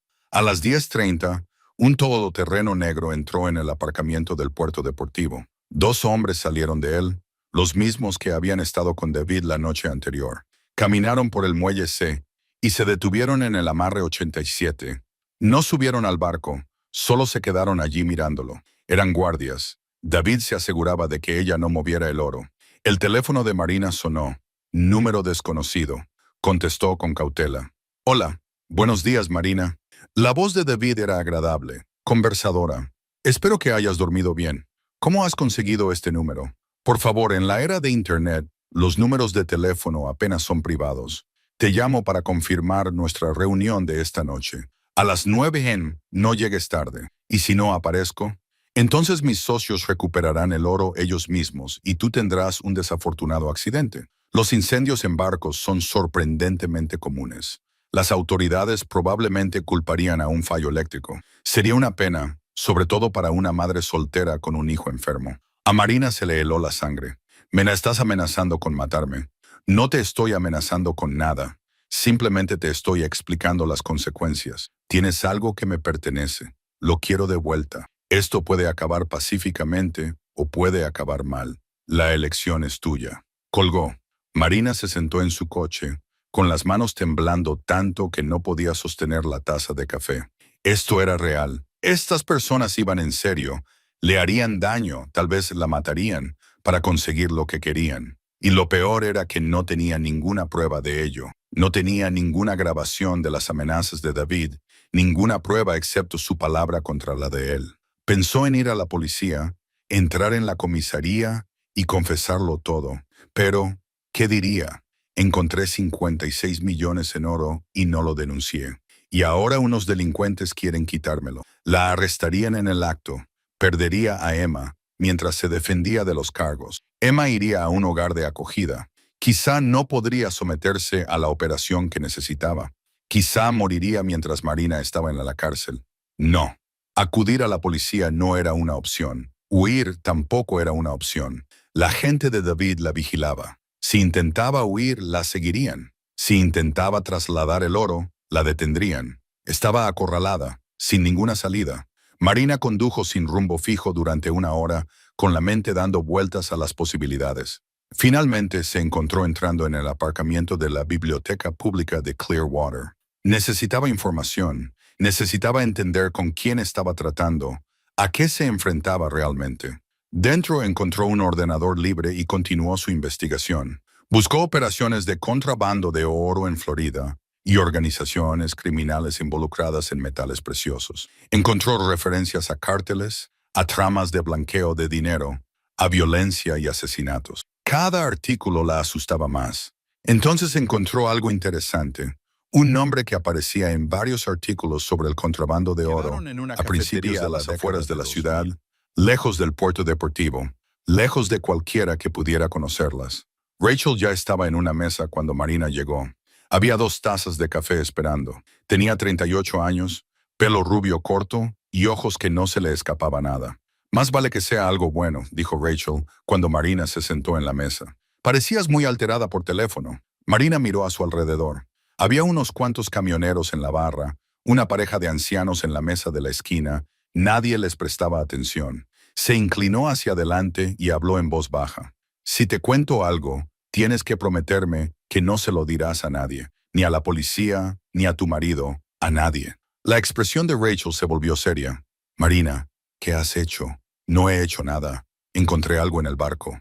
Marina sacó su teléfono y le mostró a Rachel las fotos que había tomado de los lingotes de oro escondidos en la pared de la sala de máquinas. 117 lingotes por valor de más de $50 millones. Rachel abrió mucho los ojos. Cogió el teléfono, amplió las imágenes y las estudió. Joder, susurró. ¿Son reales? Tengo uno en mi coche. Te lo puedo enseñar. Salieron del restaurante y se dirigieron al coche de Marina. Ella abrió el maletero y apartó la rueda de repuesto, dejando al descubierto el lingote de oro envuelto en la toalla de taller. Rachel lo levantó, sintió su peso y examinó los sellos. Dios mío, Marina, es auténtico. Es oro de verdad. Lo sé. ¿De dónde ha salido? No lo sé. El anterior propietario murió hace 10 años. No tenía herederos. Creo que lo escondió allí y nunca se lo dijo a nadie. Rachel se quedó callada durante un largo rato pensando. Tienes que tener mucho cuidado. El oro como este no aparece de la nada. Viene de algún sitio. Si es robado, si está relacionado con algo ilegal, podrías correr un grave peligro. Lo sé, repitió Marina, pero Emma necesita una operación. La necesita pronto. Y yo no tengo el dinero. Hasta ahora no tenía forma de conseguirlo. Rachel la miró a los ojos. Estás pensando en quedártelo. Estoy pensando en vender lo suficiente para pagar la operación de Emma. Solo unos lingotes. Lo suficiente para salvar la vida de mi hija. El resto ya lo resolvería más adelante. ¿Cómo lo venderías? No puedes entrar en un banco con lingotes de oro. Te harán preguntas, lo denunciarán. Esperaba que tú tuvieras alguna idea. Rachel se frotó la cara. Marina, te quiero, pero esto me supera. Necesitas un abogado o quizá un comerciante de metales preciosos. Alguien que sepa cómo funcionan estas cosas.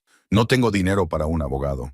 Entonces estás atrapada, porque vender oro robado sin que te pillen no es algo que yo sepa hacer. Rachel le devolvió el lingote a Marina. Mi consejo es que lo denuncies. Entrégaselo a las autoridades. Deja que ellos averigüen de dónde viene. Quizás te den una recompensa por encontrarlo o algo así.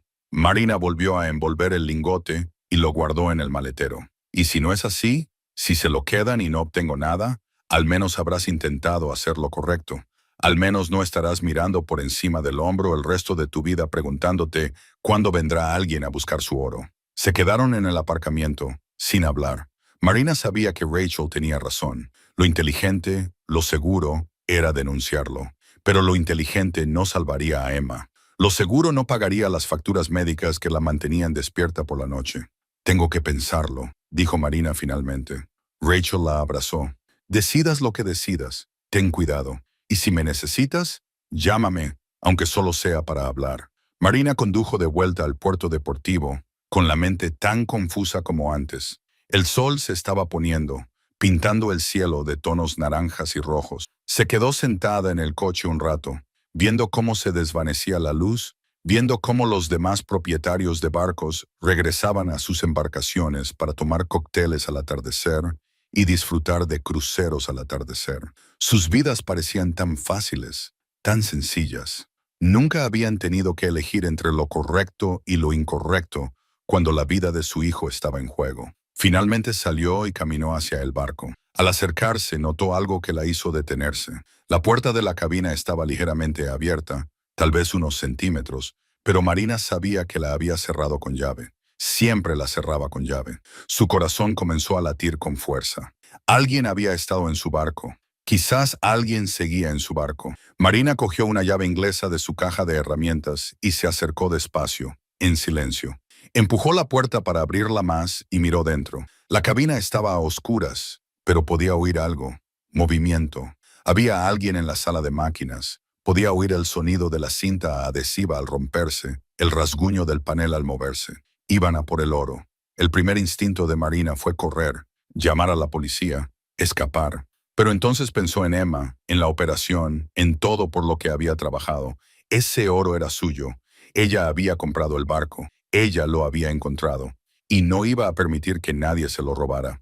Encendió las luces. ¿Quién está ahí?, gritó con una voz más firme de lo que se sentía. Voy a llamar a la policía. El movimiento en la sala de máquinas se detuvo. Entonces se oyó una voz desde abajo. Tranquila, no haría eso si fuera usted, a menos que quiera explicar de dónde ha sacado todo ese oro. Un hombre salió de la sala de máquinas. Tenía unos 50 años. Vestía vaqueros oscuros y una cazadora. Tenía las sienes canosas. No parecía amenazador. Marina no vio que tuviera ningún arma, solo parecía cansado. Tú debes de ser Marina Hayes, dijo. La mujer que compró el barco de Malcolm. ¿Cómo sabes mi nombre? Te he estado observando este barco, esperando a ver si alguien encontraba lo que Malcolm escondió. Señaló la sala de máquinas. Parece que tú lo has encontrado. Marina apretó la llave con más fuerza. ¿Quién eres? Me llamo David. Era hermano de Malcolm, medio hermano, técnicamente. Y ese oro que hay ahí abajo pertenece a mi familia. Malcolm nos lo robó hace 20 años y lo he estado buscando desde entonces. Marina apretó con más fuerza la llave inglesa mientras se enfrentaba al hombre que se hacía llamar David. Las luces de la cabina proyectaban sombras duras sobre su rostro, lo que hacía imposible leer sus intenciones. Su mente barajó rápidamente las opciones, todas ellas malas. Estaba sola en un barco con un desconocido que reclamaba la propiedad de 56 millones en oro. Nadie sabía que estaba allí. Emma estaba en casa con la niñera adolescente, esperando a que su madre regresara. Compré este barco legalmente, dijo Marina, manteniendo la voz firme, aunque su corazón latía con fuerza contra sus costillas. Todo lo que hay en él me pertenece. Así es como funciona el derecho de propiedad. David sonrió, pero no había calidez en ella. ¿Derecho de propiedad? Qué interesante. Dime, ¿informaste a las autoridades de que habías encontrado 56 millones en lingotes de oro? ¿Pagaste impuestos por ello? ¿Te preguntaste siquiera de dónde procedía antes de decidir que era tuyo? Marina no respondió. No podía. Él tenía razón, y ambos lo sabían. No lo creo, continuó David. Se acercó lentamente a la mesita, con las manos a la vista, sin mostrar ninguna amenaza. Mira, no estoy aquí para hacerte daño. Solo quiero lo que es mío. Malcolm era mi medio hermano, pero también era un ladrón. Nuestro padre tenía un negocio de metales preciosos. Cuando murió en 2013, Malcolm debía repartir la herencia conmigo. En cambio, lo liquidó todo, lo convirtió en oro y desapareció. Llevo 22 años buscando ese oro. Si eso es cierto, ¿por qué no acudiste a la policía? David se rió con amargura. Porque el negocio de mi padre no era precisamente legal. El oro procedía de fuentes que no resistirían un escrutinio. Por lo tanto, no podía denunciar a Malcolm sin incriminar a mi propia familia. Tenía que encontrar el oro discretamente, recuperarlo en privado. La mente de Marina analizó su historia, buscando incongruencias, mentiras. Si has estado vigilando el barco, ¿por qué has esperado hasta ahora? Lleva aquí 10 años. Hasta hace poco no sabía que Malcolm lo había escondido en el barco. Pensaba que lo había guardado en un trastero o enterrado en algún sitio. He registrado docenas de propiedades a lo largo de los años. Entonces oí que alguien había comprado la segunda oportunidad en una subasta y pensé que tal vez, solo tal vez, esta era mi oportunidad de encontrarlo por fin. Así que observé, esperé y cuando te vi quitar el motor, supe que acabarías encontrando el compartimento. Malcolm siempre fue muy hábil ocultando cosas a plena vista. ¿Y ahora qué?, preguntó Marina. ¿Esperas que te lo entregue sin más? La expresión de David se endureció. Espero que seas razonable. Has tenido un golpe de suerte, pero este oro no es tuyo. Es de mi familia. Vete ahora y te daré $10,000 por las molestias. Si sigues luchando contra mí, las cosas se complicarán. Tengo recursos. Marina, tengo abogados, investigadores, gente que puede hacerte la vida muy difícil. Tengo una hija que necesita una operación, dijo Marina, con la voz ligeramente quebrada. Una operación que cuesta dinero que no tengo. Yo no pedí encontrar este oro, pero ahora que lo tengo, puede que sea lo único que le salve la vida. Algo cambió en el rostro de David. Por un momento pareció casi humano, casi comprensivo. Siento lo de tu hija, de verdad, pero eso no cambia los hechos. Este oro es propiedad robada. ¿Robado a un criminal?, replicó Marina. Acabas de admitir que el negocio de tu padre era ilegal. Entonces, ¿de quién es realmente? ¿Tuya? ¿Del gobierno? Quizás pertenezca a quien sea lo suficientemente valiente como para reclamarlo. Se miraron fijamente a través de la cabaña, con una tensión tan densa que se podía cortar. Marina se dio cuenta de que le temblaba la mano sobre la llave inglesa. También se dio cuenta de que sentir su peso estaba sucediendo. La risa se le atragantó en la garganta, sustituida por otra cosa. Miedo, frío. Un miedo agudo que atravesó la conmoción y la incredulidad. Porque oro como este, escondido así, no había llegado allí por accidente. Alguien lo había puesto allí. Alguien que probablemente lo quería de vuelta. Alguien que podría ser muy, muy peligroso. Marina empezó rápidamente a volver a colocar las barras en el compartimento. Le temblaban tanto las manos que casi se le cae una. No podía dejar que nadie se enterara de esto. Todavía no. No hasta que averiguara qué hacer. Volvió a colocar todas las barras excepto una, que envolvió en una toalla grasienta del taller y metió en su caja de herramientas. Una prueba de que no estaba perdiendo la cabeza. Volvió a colocar el panel en la pared, pero no se mantenía en su sitio. El epoxi que lo sujetaba estaba viejo y quebradizo.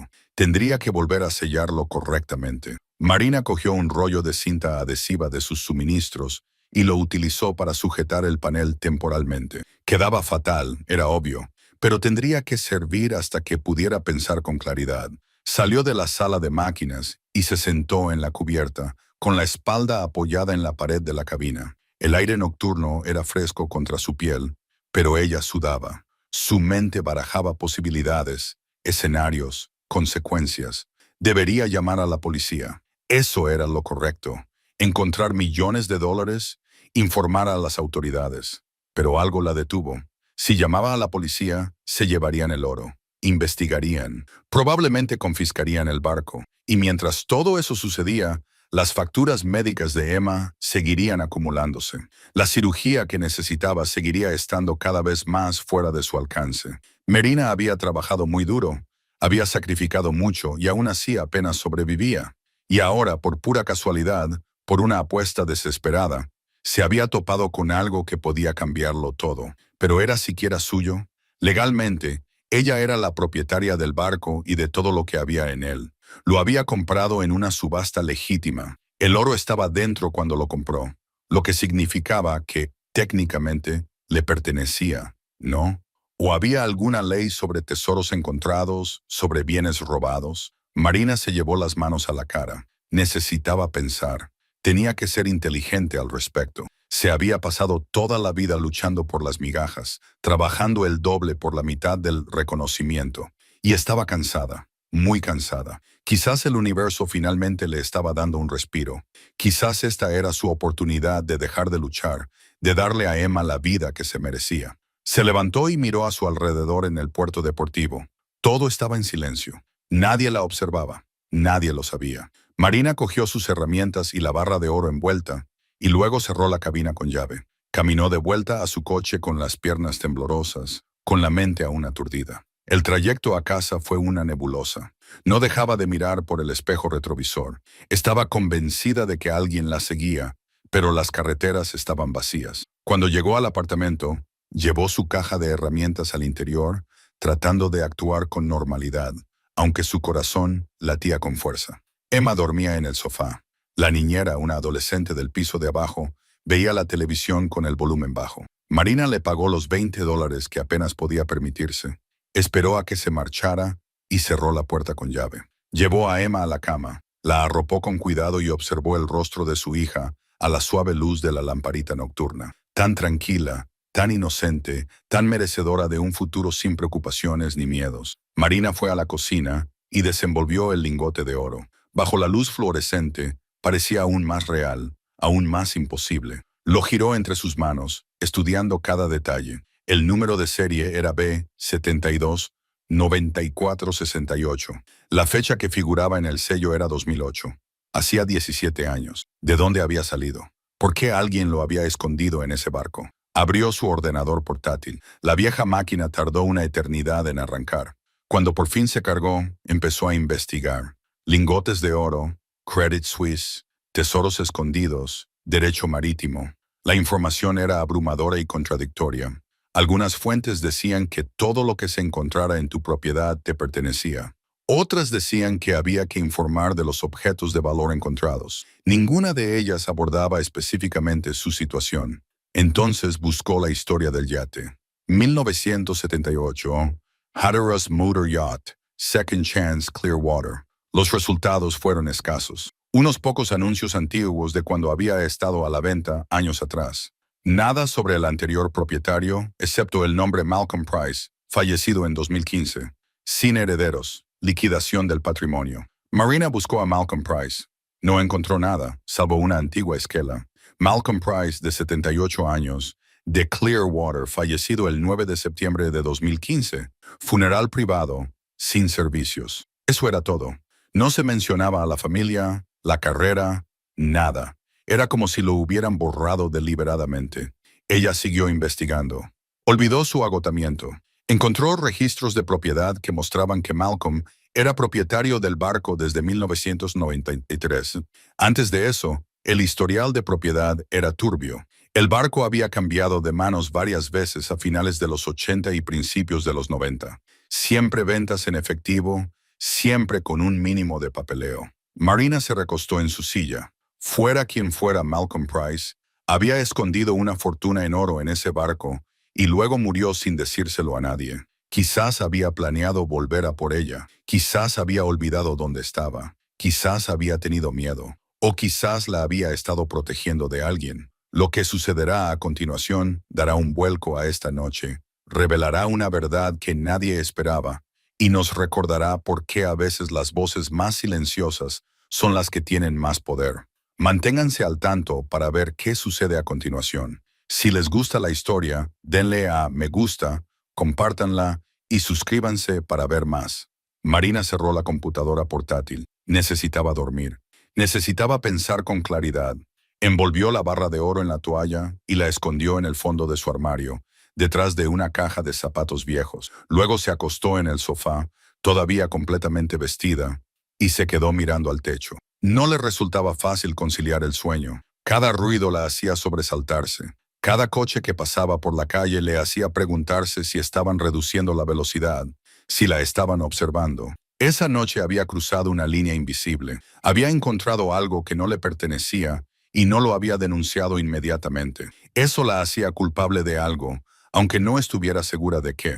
Pero cuando finalmente se quedó dormida, justo antes del amanecer, su último pensamiento fue para Emma, para la operación que necesitaba, para la vida que Marina podría darle si fuera lo suficientemente valiente o desesperada como para mantener este secreto un poco más. A la mañana siguiente, Marina se despertó sobresaltada. El sol de la mañana se colaba a través de las finas cortinas. Se había quedado dormida. Emma ya estaba levantada, comiendo cereales en la mesa y viendo dibujos animados en la pequeña televisión. «Buenos días, mamá», dijo alegremente.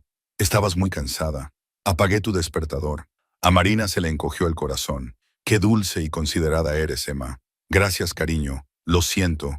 Tenemos que llevarte al colegio». Se apresuraron con la rutina matutina y Marina dejó a Emma con 15 minutos de retraso, disculpándose con el personal de recepción. Luego condujo hasta el taller, con la mente aún llena de preguntas y temores. Ese día trabajó mecánicamente, cambiando el aceite, rotando los neumáticos, sustituyendo las pastillas de freno. Su jefe notó que algo no iba bien. «¿Te encuentras bien, Marina? Parece que hayas visto un fantasma». «Solo estoy cansada», respondió ella. «He trabajado hasta tarde en el barco». ¿Cómo va eso? ¿De verdad vas a conseguir que esa chatarra funcione? Marina esbozó una sonrisa forzada. Ese es el plan. Salió temprano del trabajo, alegando un dolor de cabeza, y condujo de vuelta al puerto deportivo. Necesitaba volver a ver el oro para confirmar que era real, que no había sido una alucinación. El sol de la tarde batía con fuerza sobre el doxe. Al acercarse al amarre 87, todo parecía normal. El barco estaba tranquilo en su amarre. La lona seguía cubriendo el motor en la cubierta. Marina abrió la cabina y se dirigió directamente a la sala de máquinas. Su improvisada reparación con cinta adhesiva seguía en su sitio. La retiró con cuidado y quitó el panel. Los lingotes de oro brillaban bajo el haz de luz de la linterna, exactamente como los había dejado. Reales, indudablemente reales. Se sentó en el suelo de la sala de máquinas y se obligó a pensar con lógica. Tenía opciones. Opción 1. Denunciar el oro a la policía, entregarlo y volver a su vida de dificultades. Opción 2. Quedarse con el oro, intentar venderlo de alguna manera y usar el dinero para la operación de Emma. Opción 3. Guardar silencio, terminar la restauración del barco, venderlo sin mencionar el oro y fingir que nunca lo había encontrado. Cada opción tenía sus riesgos. Denunciarlo significaba perderlo todo. Quedárselo significaba convertirse en una delincuente. Guardar silencio significaba dejar atrás una fortuna. Tenía que haber otra manera, una manera más inteligente. Marina necesitaba ayuda. Necesitaba a alguien en quien pudiera confiar, alguien que entendiera las zonas grises de la ley, alguien que no la juzgara. Pensó en Rachel, su antigua compañera de trabajo del puerto. Rachel siempre había sido la más práctica, la que sabía cómo manejar los sistemas, cómo encontrar las lagunas legales. Marina sacó su teléfono y la llamó. Rachel, soy Marina. Necesito hablar contigo de algo, grasa de las manos cuando oyó pasos en el muelle. Marina levantó la vista y vio a una mujer que se acercaba, probablemente de unos 60 años, con el pelo plateado y unas gafas de sol caras. Llevaba ropa de lino blanco y se movía con la seguridad de alguien que nunca había tenido que preocuparse por el dinero. Disculpe, dijo la mujer. ¿Es usted la propietaria de esta embarcación? Marina se levantó, consciente de repente de cómo debía de estar, cubierta de aceite y sudor, con el pelo revuelto y la ropa sucia. Sí, señora. La mujer se acercó, mirando el motor. En la cubierta, la cabina destrozada, las herramientas esparcidas por todas partes. Soy la propietaria del yate. 3 amarres más allá del Serendipity. Marina esperó.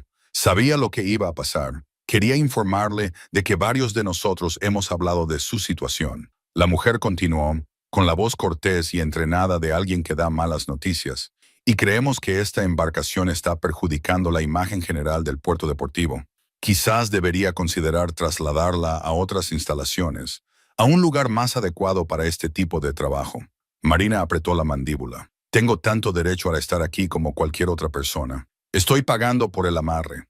Sí, pero seguro que comprende que algunos de nosotros hemos hecho importantes inversiones en nuestras embarcaciones y la presencia de un barco abandonado afecta al valor de las propiedades. No está abandonado, dijo Marina, con voz más dura. Lo están restaurando. La mujer esbozó una leve sonrisa. Por supuesto, solo quería que supieras cómo se siente la comunidad. Se dio la vuelta para marcharse y luego se detuvo. Por cierto, querida, tienes grasa en la cara. Marina la vio alejarse con las manos cerradas en puños. Quería gritar, quería lanzar algo. En lugar de eso, respiró hondo, cogió un trapo y se limpió la grasa de la mejilla. Que se quejen, que la menospreciaran. En unos meses, cuando el barco volviera a funcionar, cuando volviera a estar bonito, cuando lo vendiera por el dinero suficiente para salvar la vida de Emma, ninguna de sus opiniones importaría. Marina volvió al motor. Aún quedaba trabajo por hacer. La reconstrucción del motor consumió el mes siguiente de la vida de Marina. Dedicó cada momento libre a ese espacio estrecho y manchado de aceite que habría desanimado a la mayoría de la gente. Montó un taller improvisado en la cubierta y cubría el motor con una lona cuando no estaba trabajando en él. El motor diésel Caterpillar estaba en peor estado de lo que había pensado inicialmente. Los pistones estaban completamente atascados, soldados a los cilindros por el óxido y la corrosión. Los cojinetes del cigüeñal estaban rayados. La culata estaba deformada.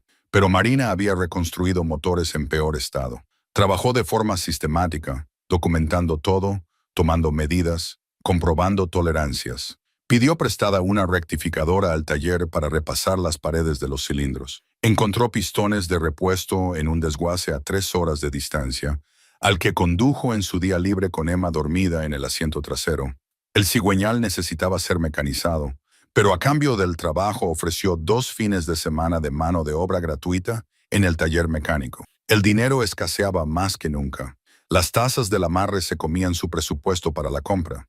Emma necesitaba zapatos nuevos, pero Marina seguía posponiéndolo. Casi todas las noches comían arroz y frijoles, y de vez en cuando se daban el capricho de comprar pollo cuando estaba en oferta. Marina perdió peso que no tenía que perder, su ropa le quedaba más holgada, su rostro estaba demacrado, pero siguió trabajando. Era martes por la noche, casi las 8:30, cuando Marina finalmente tuvo el motor listo para reinstalarlo. Había pasado todo el día en el barco llamando al taller para decir que estaba enferma, algo que nunca hacía. Pero estaba tan cerca de tener un motor que funcionara. Una vez que estuviera en marcha, podría seguir adelante con el resto de la restauración. Podía ver la línea de meta. El sol se había puesto hacía 1 hora y Marina trabajaba bajo la intensa luz de sus lámparas de trabajo alimentadas por baterías. El puerto deportivo estaba tranquilo. La mayoría de los demás propietarios de barcos se habían ido a casa por la noche. Estaba sola en el muelle, solo ella y el sonido del agua golpeando contra los cascos y el lejano graznido de las gaviotas. Marina volvió a suspender el motor en el cabrestante y lo bajó con cuidado a la sala de máquinas. Era un trabajo delicado, que requería paciencia y precisión. Un movimiento en falso y el motor podría golpear el casco de fibra de vidrio, causando miles de dólares en daños. Giró la manivela lentamente, observando cómo el motor descendía centímetro a centímetro. Estaba casi en su posición cuando lo oyó. Un sonido que no encajaba. Un ruido sordo y hueco, como si algo pesado se moviera dentro de la pared de la sala de máquinas. Marina se quedó paralizada, con la mano en el cabrestante. Esperó, escuchando. Nada. Quizás lo había imaginado. El estrés, el agotamiento, el hambre, todo ello la estaba afectando. Continuó bajando el motor. Golpe sordo. Ahí estaba de nuevo. Definitivamente real. Definitivamente provenía de algún lugar detrás de los soportes del motor en el lado de estribor. Marina aseguró el motor, asegurándose de que no se balanceara, y luego bajó a la sala de máquinas. Pegó la oreja a la pared de fibra de vidrio de donde provenía el sonido. Llamó con los nudillos. El sonido era diferente allí. Hueco, como si hubiera un espacio vacío detrás. Eso no estaba bien. Marina había estudiado los planos de este modelo de yate en la biblioteca. Había memorizado cada centímetro de su diseño. No debería haber ningún espacio vacío allí. El casco debería ser de fibra de vidrio sólida, respaldado por la estructura. Volvió a golpear, desplazándose a lo largo de la pared. Sólido, sólido, sólido. Hueco. Una sección de aproximadamente 1 metro de ancho y 1 metro de alto, que sonaba completamente diferente al resto. Marina cogió su linterna y examinó la pared más de cerca. Al principio, todo parecía normal, solo fibra de vidrio pintada de blanco, ligeramente amarillenta por el paso del tiempo. Pero entonces lo vio, una junta apenas visible, que formaba un rectángulo perfecto. La habían rellenado y pintado, pero no lo suficientemente bien. Alguien había cortado esta pared y la había vuelto a sellar. Su corazón comenzó a latir más rápido. Pasó los dedos por la junta, sintiendo dónde se había aplicado el compuesto de relleno. No era la construcción original. Era una modificación realizada después de construir el barco, oculta, disimulada. Marina volvió a subir a la cubierta y cogió su caja de herramientas. Seleccionó un cúter y un pequeño punzón. De vuelta en la sala de máquinas, utilizó el cuchillo para marcar la junta, cortando la pintura y el relleno. El compuesto era viejo y quebradizo, y se desprendía en trozos. Detrás, pudo ver dónde alguien había utilizado una herramienta rotativa para cortar la fibra de vidrio y luego volver a sellarla con epoxi marino. La palanca entró fácilmente en la junta. Marina aplicó presión y el panel se movió. Más presión, un crujido. Entonces, toda la sección de la pared se desprendió. Un panel de fibra de vidrio de 90 centímetros y 120 centímetros unido a un marco improvisado. Marina lo dejó a un lado y alumbró con la linterna el hueco. Se le cortó la respiración. Detrás de la pared había un compartimento cuidadosamente construido, revestido con lo que parecía láminas de plomo. Y dentro del compartimento, apiladas ordenadamente, había barras de oro. Docenas de ellos, tal vez cientos, cada uno con marcas que no podía distinguir bien en la penumbra. A Marina le empezaron a temblar las manos. Esto no era posible. No podía ser real. Metió la mano y agarró uno de los lingotes. Era pesado, increíblemente pesado, tal vez 11 o 13 kilos. La superficie era lisa. El metal brillaba incluso bajo el haz de luz de la linterna. Le dio la vuelta y ahora veía claramente las marcas. Oro fino no es de 99,9 y debajo un número de serie y debajo un sello que reconoció de los documentales que había visto. Credit Suisse tenía en sus manos un lingote de oro auténtico, y había cientos más como ese apilados en el compartimento secreto. Las piernas de Marina se doblaron. Se sentó con fuerza en el suelo de la sala de máquinas. El lingote de oro todavía estaba entre sus manos. Su mente iba a toda velocidad, tratando de procesar lo que estaba viendo, lo que significaba. Había comprado este barco por $2,500, un yate condenado que todo el mundo decía que no valía nada, y dentro de él se escondía una fortuna en oro. Se obligó a respirar, a pensar con claridad. Necesitaba saber cuánto había allí. Marina dejó a un lado la primera barra y empezó a sacarlas del compartimento, apilándolas en el suelo de la sala de máquinas. 1, 2, 5, 10, 20. Todas las barras eran idénticas, cada una con las mismas marcas estampadas. Contó lentamente, con cuidado, con las manos temblorosas mientras trabajaba. Cuando terminó, había 117 barras apiladas en el suelo. Marina sacó su teléfono y buscó el precio actual del oro. $1,200 por onza. Según su búsqueda, una barra de oro estándar pesaba aproximadamente 400 onzas Troy. Hizo el cálculo 3 veces, segura de que estaba cometiendo un error. 400 y 1,200 equivale a $480,000 por barra, que 117 barras a los 56 y luego $160,000. Marina se quedó mirando la cifra en la calculadora de su teléfono. $56 millones en oro, escondidos en las paredes de un barco que había comprado por $2,500. Empezó a reír. Era un sonido extraño e histérico que resonaba en la sala de máquinas. Era una locura. Era imposible. Cosas así no le pasaban a gente como ella. Era madre soltera, mecánica, alguien que contaba cada céntimo en el supermercado. No encontraba millones de dólares escondidos en las paredes de un barco. De lo que había hecho, pero el oro era real. La enormidad de la tarea que tenía por delante, la posibilidad de que acabara de tirar sus últimos $2,500 en una ruina flotante que nunca volvería a funcionar. Entonces pensó en Emma, en cómo a veces a su hija se le cortaba la respiración, en cómo se le ponían los labios azules cuando corría demasiado rápido, en cómo sonreía aunque Marina sabía que estaba asustada. Emma, que dibujaba barcos y los pegaba con cinta adhesiva en la pared de su apartamento. Emma, que creía que su madre podía arreglar cualquier cosa. Marina se levantó. Empezaría mañana. Traería herramientas, suministros, todo lo que pudiera llevar. Trabajaría cada minuto libre, cada hora que no estuviera en la tienda. Cada fin de semana haría que este barco volviera a flotar. Tenía que hacerlo. Cuando volvió a subir a la cubierta, el sol se estaba poniendo, pintando el cielo de naranja y rosa. Se paró en la proa y miró hacia el puerto, hacia todos los demás barcos con sus líneas limpias y sus motores en funcionamiento. Un hombre en el muelle la observaba, de mediana edad, con un polo caro y zapatos náuticos que nunca habían visto un día de trabajo real. Estaba hablando con otra persona, y Marina captó fragmentos de su conversación llevados por el viento. ¿Puedes creer que alguien haya comprado esa cosa? ¿Quién? Una mujer. Mecánica. Creo que va a perder meses tratando de arreglarla. La pobre no sabe nada. Se oyó una carcajada. Marina apretó la mandíbula, pero no respondió. Había oído cosas peores. Llevaba toda la vida oyendo cosas peores. Madre soltera, desertora escolar, mecánica. Todos creían conocer su historia. Creían saber de lo que era capaz. Que se rieran. Les demostraría que se equivocaban. Siempre lo hacía. Marina cerró la puerta de la cabina lo mejor que pudo, aunque eso no impediría entrar a nadie que realmente quisiera hacerlo. Luego volvió al muelle, Pasó junto a los relucientes barcos y los hombres con sus polos.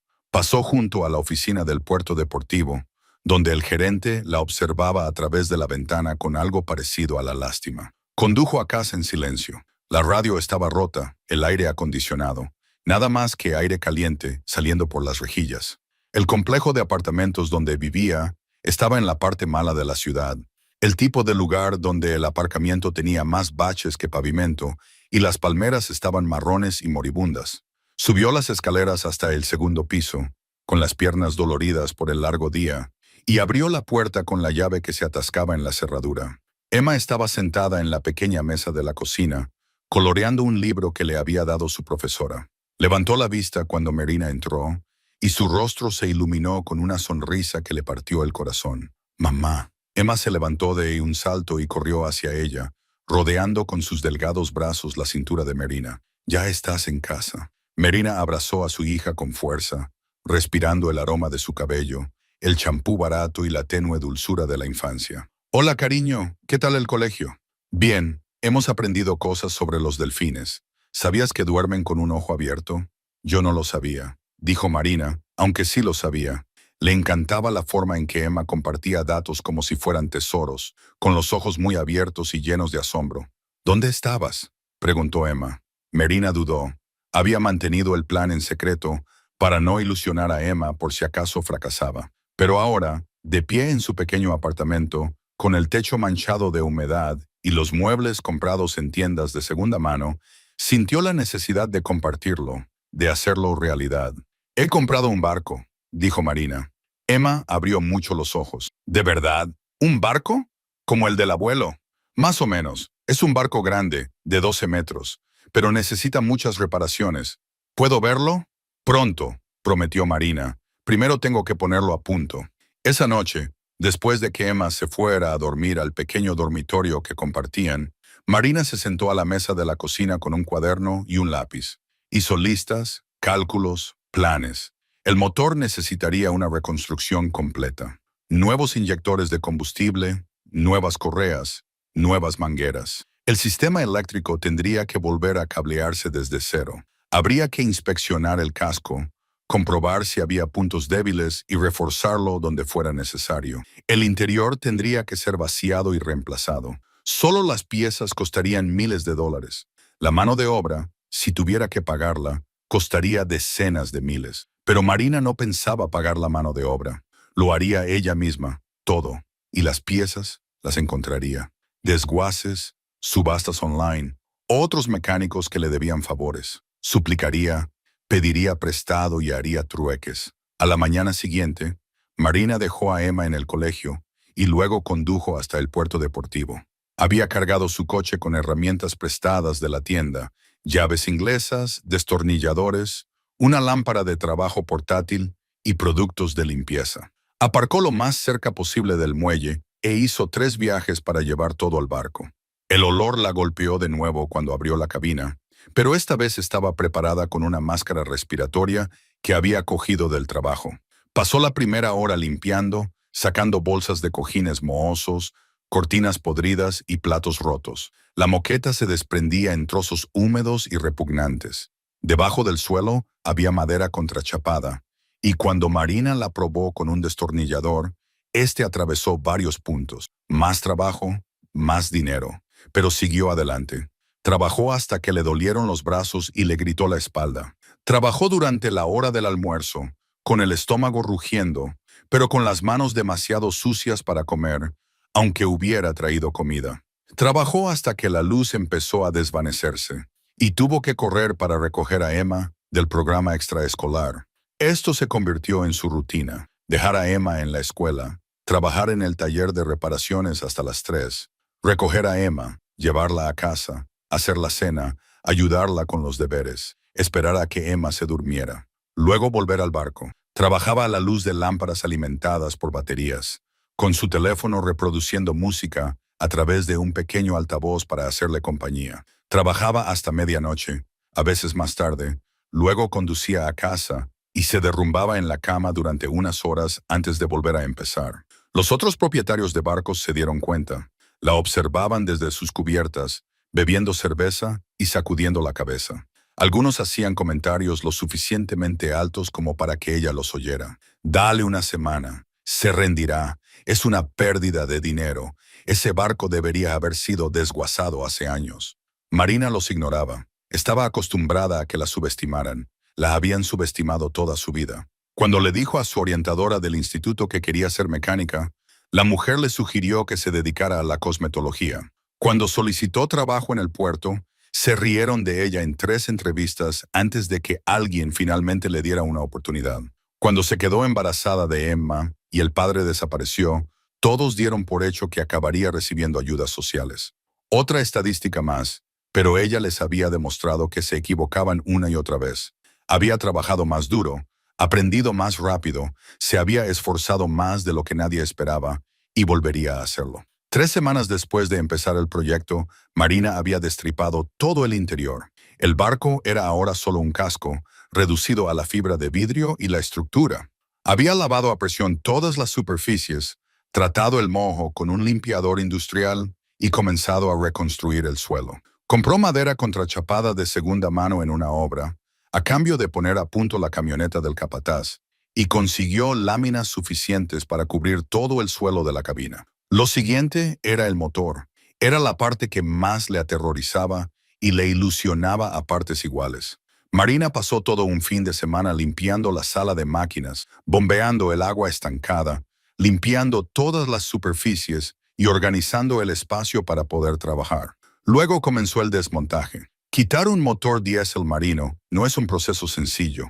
Está atornillado a los soportes del motor, conectado al eje que hace girar la hélice, cableado al sistema eléctrico y conectado al sistema de combustible. Todas las conexiones deben etiquetarse, fotografiarse y documentarse cuidadosamente. Marina trabajó metódicamente, tomando fotos con su teléfono, tomando notas en su cuaderno, guardando tornillos y arandelas en bolsas de plástico etiquetadas. Le llevó 4 días desconectar todo. Luego vino la parte más difícil, sacar el motor. La mayoría de la gente utilizaría una grúa, un equipo cuyo alquiler cuesta cientos de dólares. Marina no tenía cientos de dólares. Tenía un cabrestante manual que podía levantar cargas pesadas y mucha determinación. Ató el cabrestante a una viga de la sala de máquinas, envolvió el bloque del motor con correas y empezó a girar la manivela. Poco a poco, el enorme motor diésel se levantó de sus soportes. Le ardían los brazos, le dolían los hombros. El sudor le corría por la cara y le picaba en los ojos, pero siguió adelante. Tardó 6 horas en levantar el motor lo suficiente como para girarlo y bajarlo a un palé en la cubierta. Cuando por fin se posó con un fuerte golpe, Marina se derrumbó junto a él, con todo el cuerpo temblando de agotamiento. Pero lo había hecho sola, sin ayuda, casi sin dinero. Había sacado un motor de 1000 libras de un yate de 42 pies, utilizando nada más que herramientas sencillas y una voluntad obstinada. Hizo una foto y se la envió a su amiga Rachel, otra mecánica con la que había trabajado en el puerto. La respuesta de Rachel no se hizo esperar. «Dios mío, lo has conseguido. Estás loca». Marina sonrió. Quizás lo estaba, pero estar loca era mejor que $500 por un yate en mal estado. Todos lo llamaban ataúd flotante. Y en 3 semanas, lo que encontró sellado detrás de las paredes de la sala de máquinas salvaría la vida de su hija o acabaría con la suya. Antes de explorar lo que Marina descubrió en esas cámaras oscuras y manchadas de aceite, asegúrate de suscribirte, porque mañana tenemos una historia muy especial para ti que te dejará boquiabierto. El sol de Florida golpeaba sin piedad el pavimento agrietado del estacionamiento del puerto deportivo de Clearwater, donde Marina Hayes estaba sentada en su Honda Civic de 15 años, con el motor haciendo ruido mientras se enfriaba. A través del parabrisas cubierto de sal y suciedad, podía ver el laberinto de muelles que se extendía hacia la bahía. Cientos de barcos se balanceaban suavemente en sus amarres, con sus cascos blancos y relucientes contrastando con el agua turquesa. Pero Marina no miraba esos barcos. Sus ojos estaban fijos en un papel que había impreso en la biblioteca esa mañana. Sus últimos $2 en monedas, introducidos en la máquina que zumbaba y escupía tinta sobre papel barato. El anuncio era sencillo, casi cruel en su brevedad. Yate a motor Hatteras de 1978, 42 pies. Condenado. Motor averiado. Casco dañado. Puja mínima $2.500. Solo efectivo, tal cual, sin reembolsos ni garantías. El comprador asume toda la responsabilidad. Marina tenía 34 años, pero se sentía anciana. Sus manos, callosas y llenas de cicatrices por los años que había trabajado como mecánica diésel en el puerto, temblaban ligeramente mientras sostenía el papel. Su cabello oscuro, recogido en una coleta que había visto días mejores, estaba salpicado de canas prematuras. Ya no se molestaba en ocultarlas. Las arrugas alrededor de sus dos ojos no eran por sonreír, eran por entrecerrar los ojos al sol, por las noches sin dormir, por llorar en la ducha donde su hija no podía oírla. Emma, la dulce, brillante y frágil Emma, de 9 años, con una afección cardíaca que requería una cirugía que Marina no podía pagar. Las facturas médicas estaban en una caja de zapatos debajo de su cama. Cada sobre era un recordatorio de todo lo que no podía proporcionar. El seguro había caducado hacía 6 meses, cuando la despidieron del puerto. El nuevo trabajo en el pequeño taller de reparaciones le pagaba en efectivo bajo mano, apenas lo suficiente para mantener las luces encendidas en su apartamento de una habitación. Pero Marina había crecido en barcos. Su padre, antes de que el alcohol lo destruyera, había sido capitán de barco. Le enseñó todo sobre motores, cascos y la forma en que una embarcación se movía por el agua. Murió cuando ella tenía 16 años, pero su voz aún resonaba en su cabeza a veces, áspera y cálida como el papel de lija sobre la madera. Pequeña, solía decirle. Un barco es solo un rompecabezas. Encuentras las piezas, las juntas y flotas. Ella necesitaba flotar desesperadamente. El plan era una locura. Lo sabía. Comprar el yate condenado por casi nada, arreglarlo con sus habilidades y las piezas que pudiera reciclar o conseguir, y luego venderlo por lo suficiente como para pagar la cirugía de Emma. Quizás $50,000, quizás $60,000, lo suficiente para salvar la vida de su hija. Marina salió del coche al aire húmedo que olía a gasóleo, pescado muerto y sal. Sus botas de trabajo, con puntera de acero y talones desgastados, crujían sobre la grava. Llevaba vaqueros con manchas de aceite que no se quitaban con el lavado y una camiseta sin mangas que en su día había sido blanca, pero que ahora tenía un tono gris permanente. Llevaba una camisa de franela descolorida atada a la cintura, más por costumbre que por moda. La oficina del puerto deportivo era un pequeño edificio con la pintura descascarillada y un aire acondicionado de ventana que resoplaba como un asmático. Dentro, un hombre estaba sentado detrás de un escritorio cubierto de papeles, cartas náuticas y vasos de café de poliestireno. Levantó la vista cuando ella entró, con el rostro curtido y receloso. ¿Puedo ayudarla?, preguntó, sin molestarse en ocultar su escepticismo. Vengo por el Hatteras, dijo Marina. El condenado, dijo el hombre, recostándose en su silla que crujió bajo su peso. Usted y otras 3 personas más este mes. Tienes el dinero. Marina metió la mano en el bolsillo trasero y sacó un sobre. Dentro había $2,500 en billetes de 20, 10 y 5. Todo el dinero que tenía en el mundo. Dinero que había ahorrado saltándose comidas, caminando en lugar de conducir, vendiendo todo lo que no estaba clavado al suelo. El anillo de boda de su abuela le había dado $400 en la casa de empeños. El viejo televisor, otros 100. Las herramientas de su padre, las que había guardado después de su muerte, habían sido lo más difícil. $2,000 de un coleccionista que no hizo preguntas. Dejó el sobre el escritorio. El hombre lo cogió, lo contó lentamente y luego la miró con algo que podría haber sido lástima. ¿Sabes en lo que te estás metiendo?, le preguntó. Ese barco lleva 8 años parado. El propietario murió. Ningún heredero lo reclamó. Y desde entonces se ha ido pudriendo. Hemos estado intentando deshacernos de él solo para liberar el amarre. El seguro ya ni siquiera lo cubre. Firma estos papeles y será tuyo. Y lo que pase después es cosa tuya. Lo entiendo, dijo Marina en voz baja. Señora, no creo que lo entienda, continuó el hombre. Esa embarcación está en una tormenta de hundirse.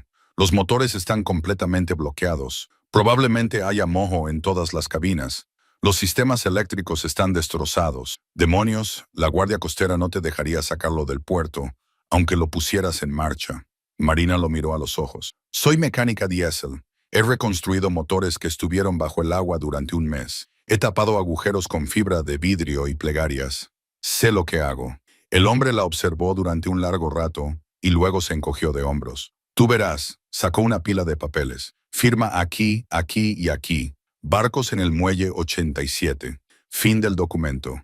Tienes 72 horas para moverlo o te cobraremos por el muelle. Después de eso son $100 al día. Marina firmó sin leer. No tenía tiempo para leer. La subasta era hoy a las 2:00 de la tarde y ya eran las 1:45. Si alguien más aparecía con dinero en efectivo, perdería su oportunidad. 10 minutos más tarde, caminaba por el muelle, con el eco de sus botas resonando en las tablas desgastadas. Los barcos a ambos lados estaban impecables. Sus cubiertas estaban fregadas y limpias, y sus accesorios de latón pulidos hasta brillar. Dark Sea era diferente. Aquí era donde vivían los barcos olvidados, los que tenían nombres descoloridos y agujeros agrietados, los cuyos propietarios se habían quedado sin dinero, o sin esperanza, o sin ambos. El amarre 87 estaba al final, y cuando Marina lo vio, se le hizo un nudo en el estómago. El yate era enorme, 42 pies de fibra de vidrio antigua y óxido. En otro tiempo había sido hermoso. Aún se podían ver vestigios de ello en las líneas del casco, en la forma en que la cabina se elevaba elegantemente desde la cubierta, en la curva de la proa, pero el tiempo y el abandono lo habían convertido en otra cosa. La capa de gel blanco estaba manchada de marrón y verde por las algas. Las cubiertas de teca estaban agrietadas y deformadas, y faltaban algunas tablas. Las ventanas estaban empañadas por la sal y la suciedad, y una estaba agrietada de esquina a esquina. El nombre en la popa, pintado con letras doradas descoloridas, decía segunda oportunidad. Marina casi se echó a reír. Casi. Subió a bordo y el barco se movió bajo su peso, hundiéndose más en el agua, con un sonido parecido a un suspiro. La cubierta estaba resbaladiza por el moho, y tuvo que agarrarse a la barandilla para mantener el equilibrio. El metal estaba áspero por el óxido bajo su palma. La puerta de la cabina estaba cerrada con llave, pero la madera alrededor de la manija estaba tan podrida que con un buen tirón se abrió. El olor que la invadió era abrumador. Moho, humedad, agua, descomposición. Se cubrió la nariz y la boca con su camisa de franela y entró. El interior estaba oscuro, las ventanas demasiado sucias para dejar entrar mucha luz. Marina sacó su teléfono y utilizó la linterna. El haz de luz reveló una escena de devastación total. La alfombra chirriaba bajo sus pies, empapada por el agua que se había filtrado a través de una docena de goteras. Los muebles estaban cubiertos por una gruesa capa de moho, negro, verde y naranja. Los armarios de la cocina estaban abiertos. Su contenido había sido retirado hacía tiempo o se había podrido. Los cables colgaban del techo donde se habían caído las lámparas. El olor era tan desagradable que tuvo que salir para recuperar el aliento. Pero Marina había visto cosas peores. Había trabajado en barcos camaroneros que llevaban años abandonados, con los motores completamente atascados y las bodegas llenas de agua estancada y peces muertos. Los había devuelto a la vida. Podía hacer esto. Pasó la siguiente hora explorando cada centímetro del yate. La cabina de proa era la peor. La cama, una masa sólida de moho, las paredes manchadas por el agua. El baño del barco era una pesadilla de óxido y accesorios rotos, pero la sala de máquinas era lo más importante. Marina bajó por la estrecha escalera hacia la oscuridad.